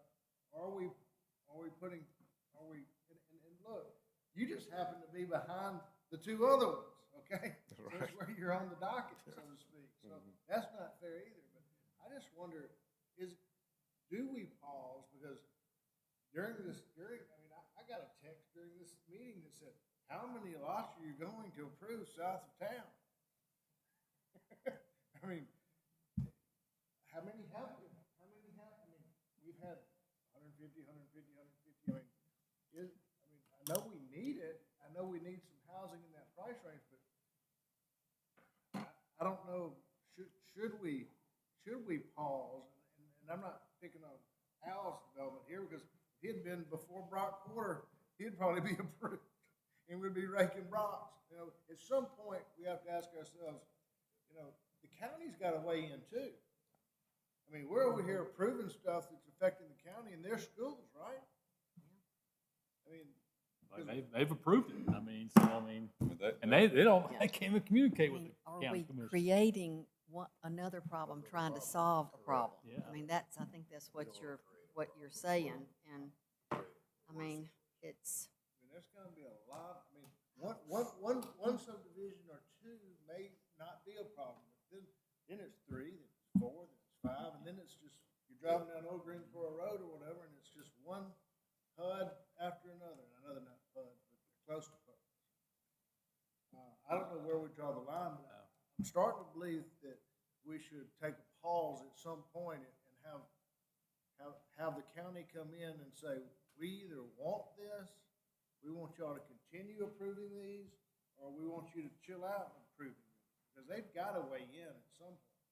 I mean, there's been additional subdivisions south of our police jurisdiction where we have jurisdictions that are being constructed right now in that area, Old Greensboro, South 69, Hulls area, down toward Mound. D.R. Horton's building, friends of mine home. That's out of our jurisdiction though, right? And Okay. I did question that while we need a house that people can afford, I do question whether there's enough demand for the hundreds of lots that we've approved. Now, that's not really our job, I don't guess. That's the market, maybe. But we have waded into that before. If we think it's going to be something that hurts our city or our county, I don't know. What are the variances that are being requested? Is that where we get down to? Lot size, Pull them up. setbacks. While he's pulling that up, I'm just back to the connectivity issue. The original Ridge Haven, if I bought a lot in Ridge Haven, whenever it was subdivided, I go to the county courthouse and I look at the subdivision plat. By looking at that plat, would it be obvious to me that I'm about to buy a lot in a subdivision where if the property south of me is developed, there's a stub street in Ridge Haven also that can be connected? Yeah, those stub streets are They're obvious. platted and they're, okay. Yeah. I mean, I don't even know if when I bought my house, I might not have even gone to the courthouse. I mean, and here I'm a lawyer. I don't know if just anybody. There is a master plan of part of this. That's what I was getting at. That's where I think buyers just don't understand when they see that stub street, what that really means. Right, I'm afraid they don't. I hate it, but you got, now Ridgehaven, we're talking about how they'll be impacted. Well, now Ridgehaven can, if this goes forward, could use Ridgehaven South they could cut through them. Right. Having another ingress and egress out of the neighborhood. So, I mean, it's a two-way street, literally. But I think that's where the buyer just doesn't understand stub streets. So these lots that are in the red are 30% smaller than the ones that are above it, is that what I mean? Yeah, that'd be about right, yeah. But Who is the developer of this? so the name of the developer is SRC Construction Inc. That's Bill Williams is with them. He's here tonight. SRC is Stacy and Russell Collins. Stacy and Russell Collins. SRC. They've done other developments. Don't know. Stephen, I think New you're client to muted. me. They've done a lot of heavy construction. They do a lot of heavy construction work. Don't know the development here. So I know we need to get off the sewer issue, but if there were not this other possibility of a joint venture right there, I'd be standing here saying, might not have talked, pump station's undersized, force main's undersized, I gotta build a pump station, I gotta pump till the adequate line, and that's all I would know. I wish that, I'm glad the other agreement was there for my client because there's potential for him to save some money, potential for the city to get probably a better result too. But what happens is now we're basically giving another developer power over my developer to say, well, I just won't talk to y'all and y'all gonna get turned down tonight. That's what's happening from my standpoint. It's not good. Because I don't have any way to talk to another developer and say, let my guy end your deal. He's gonna say, I don't think I won't. Any more questions for petitioner? Or I don't think he And raised any issues, so.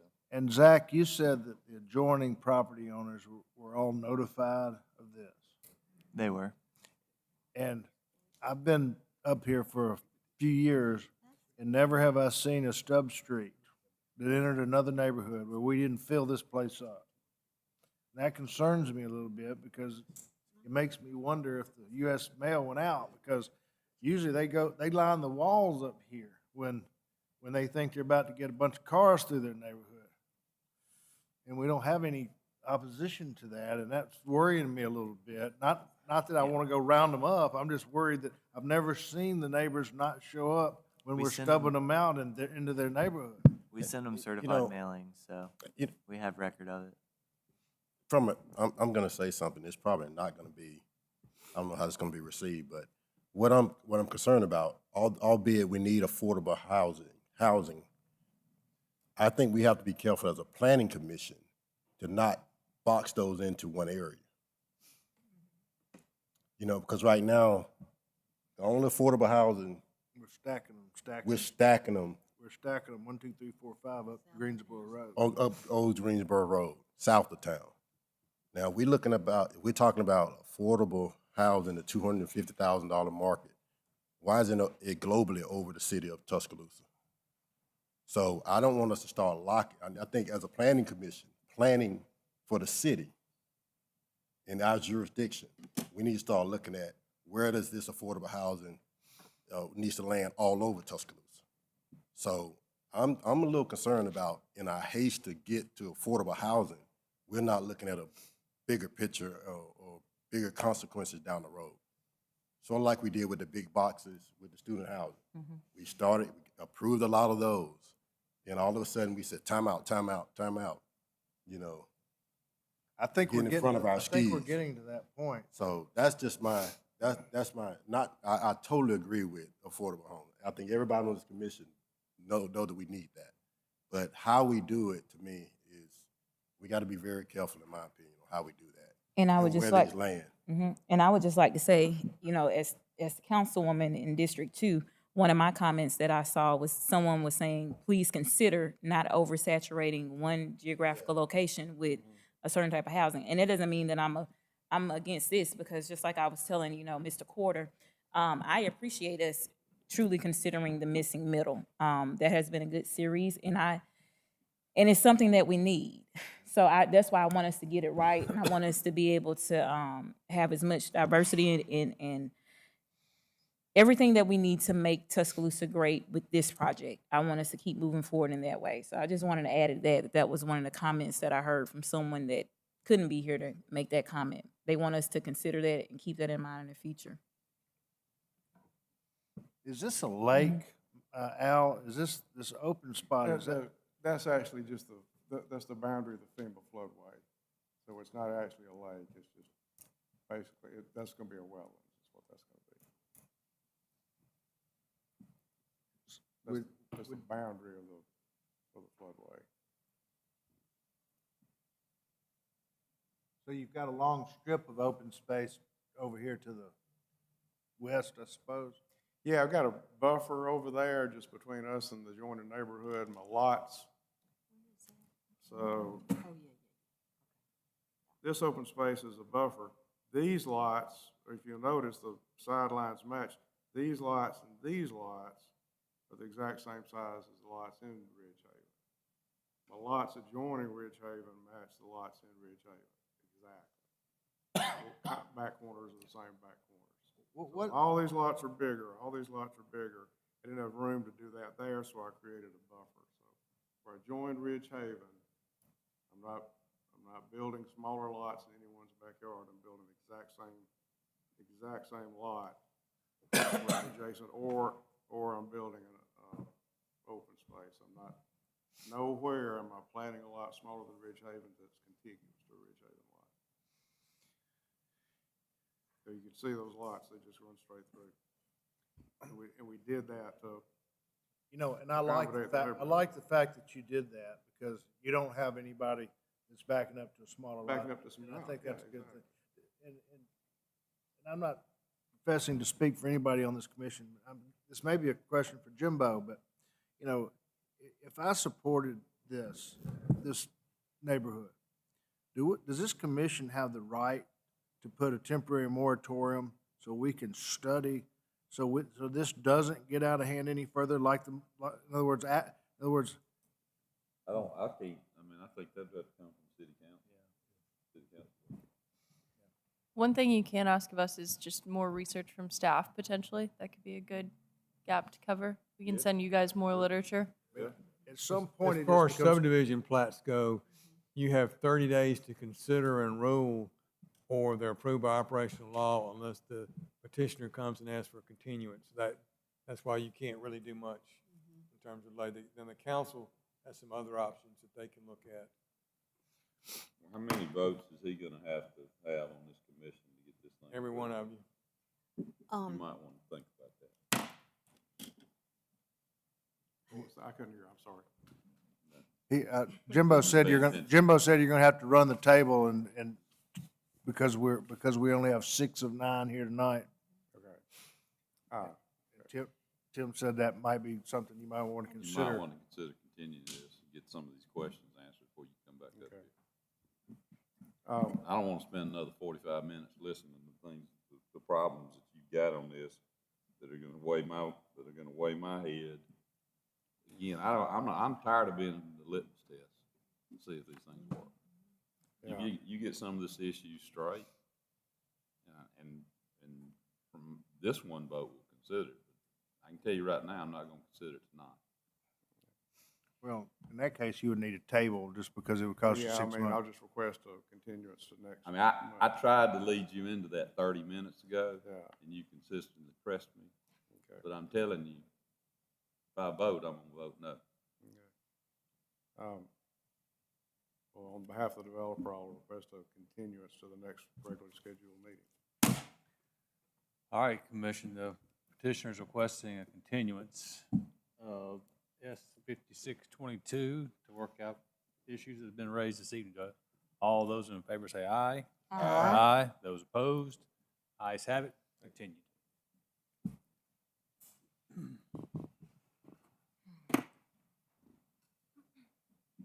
Next case, we have S 5722 Shamrock Condominiums, consisting of 18 condominium units and 1 common space lot on approximately .42 acres located at 1402 9th Street. This is in Council District 4.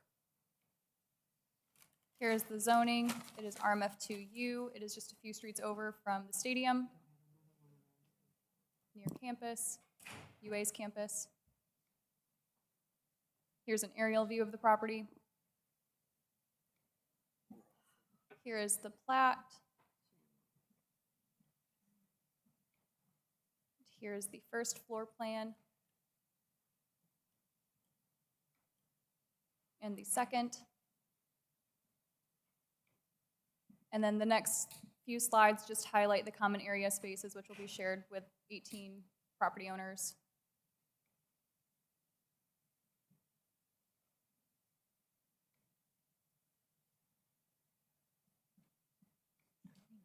And they are requesting a variance from additional right-of-way and half-street improvements. Engineering, I think we discussed this, and We're okay with these requests. You know, this is basically just a change of ownership that's happening. okay. And just to remind you guys, this does have to go to ZBA for approval of a variance for the parking. Right. We were hoping to get that done before they got here, but there was a clerical issue that caused it not to happen. So we felt like we'd at least give the petitioner an opportunity to hear not hold him up. So that being said, petitioner?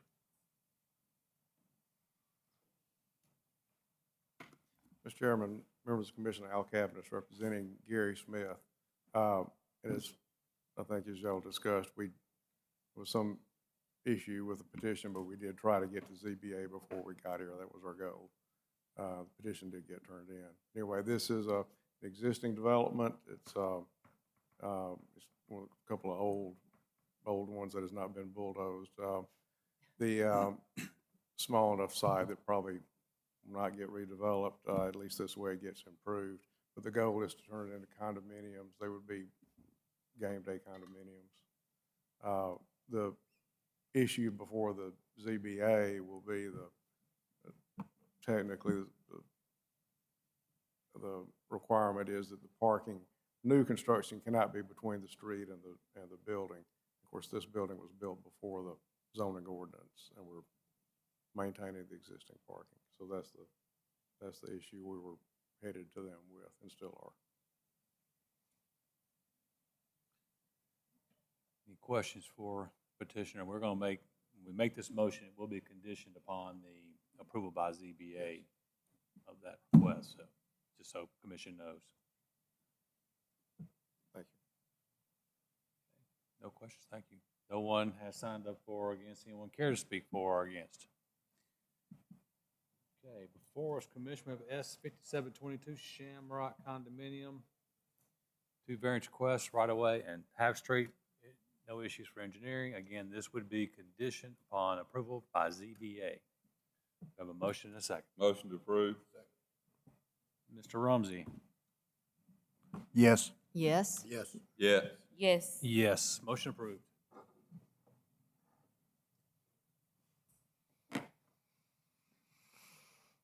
Next case, we have PS 5822, Neptune's Cove Phase 3. This is an amendment to an existing planned unit development subdivision to add 2 lots for a total of 87 residential lots and 2 open space lots on approximately 30 acres, located north of the existing Neptune's Cove subdivision and east of the existing the Lakes at North River subdivision. This is in Council District 3. Here's the zoning, so it's north of the North River Yacht Club, off of Old Watermelon. Here's an aerial view of the property. Here's the plat with contours and without. The area where 2 lots will be added is in the circled section. We'll zoom in. And it will be lots 142 and 143. There will be a total of 143 lots in the entire planned unit development. However, since this is part of Phase 3, that's why we said 87. 85 were tied to Phase 3, and they're adding 2 for a total of 87. Back out to the, oh.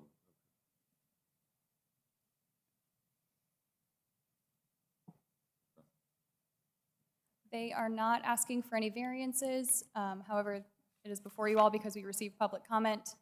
And I'm unsure if we have anyone signed up to speak this evening. But any questions for staff? Who's the petitioner here? He's here. Chase Lucas with TTL, 3516 Greensboro Avenue. I don't really have anything further to add. Just adding 2 lots to this subdivision. And that's all 142, 143. I'd be glad to answer any questions if you have any. Are you going to adversely impact the sewer in the subdivision by adding 2 lots? No, sir, I don't think we are going to. Thank you. Any further questions for the petitioner? Thank you. We have one person signed up to speak. Mr. Chair, Mr. Mark Herring. Probably good to sit down. Stay right where you are. All right. Any questions from commissioners or of staff? Commissioners, we have Forest 5822, Neptune's Cove Phase 3, addition of 2 lots. Again, no impact on sewer system. Motion to approve. Second. Councilwoman Howard. Yes. Yes. Yes. Yes. Yes. Yes, motion approved.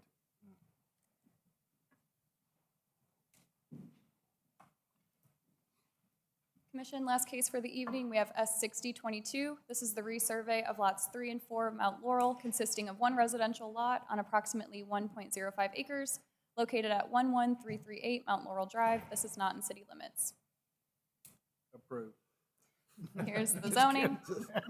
It's on the lake.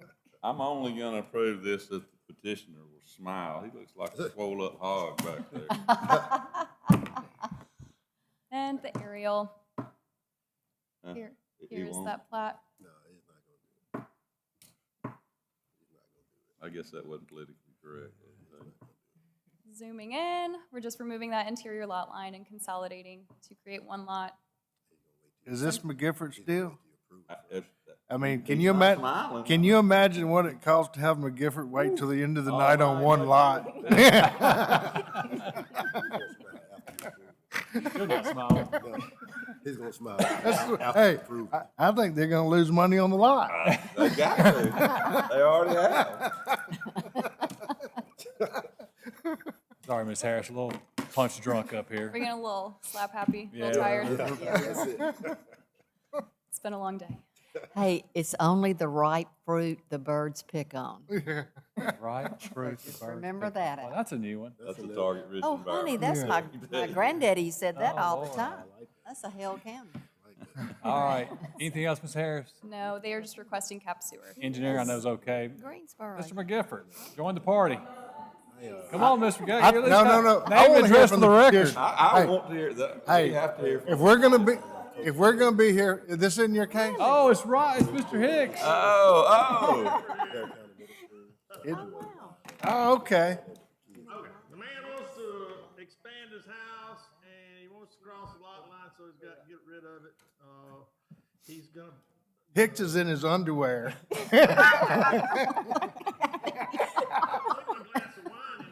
He's got a glass of wine, he said. Jeez. Lot 3A to dispose of their sewage, and that's about it. Wonderful. Thank you, Mr. Hicks. Roxy. Okay.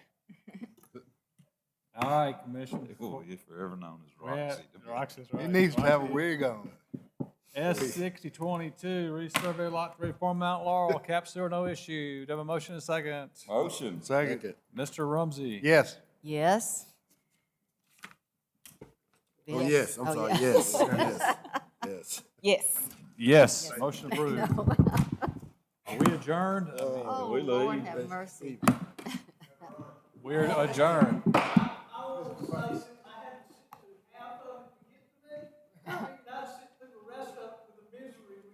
You really have a Thank boring life, you. I can tell you That's that. Lord.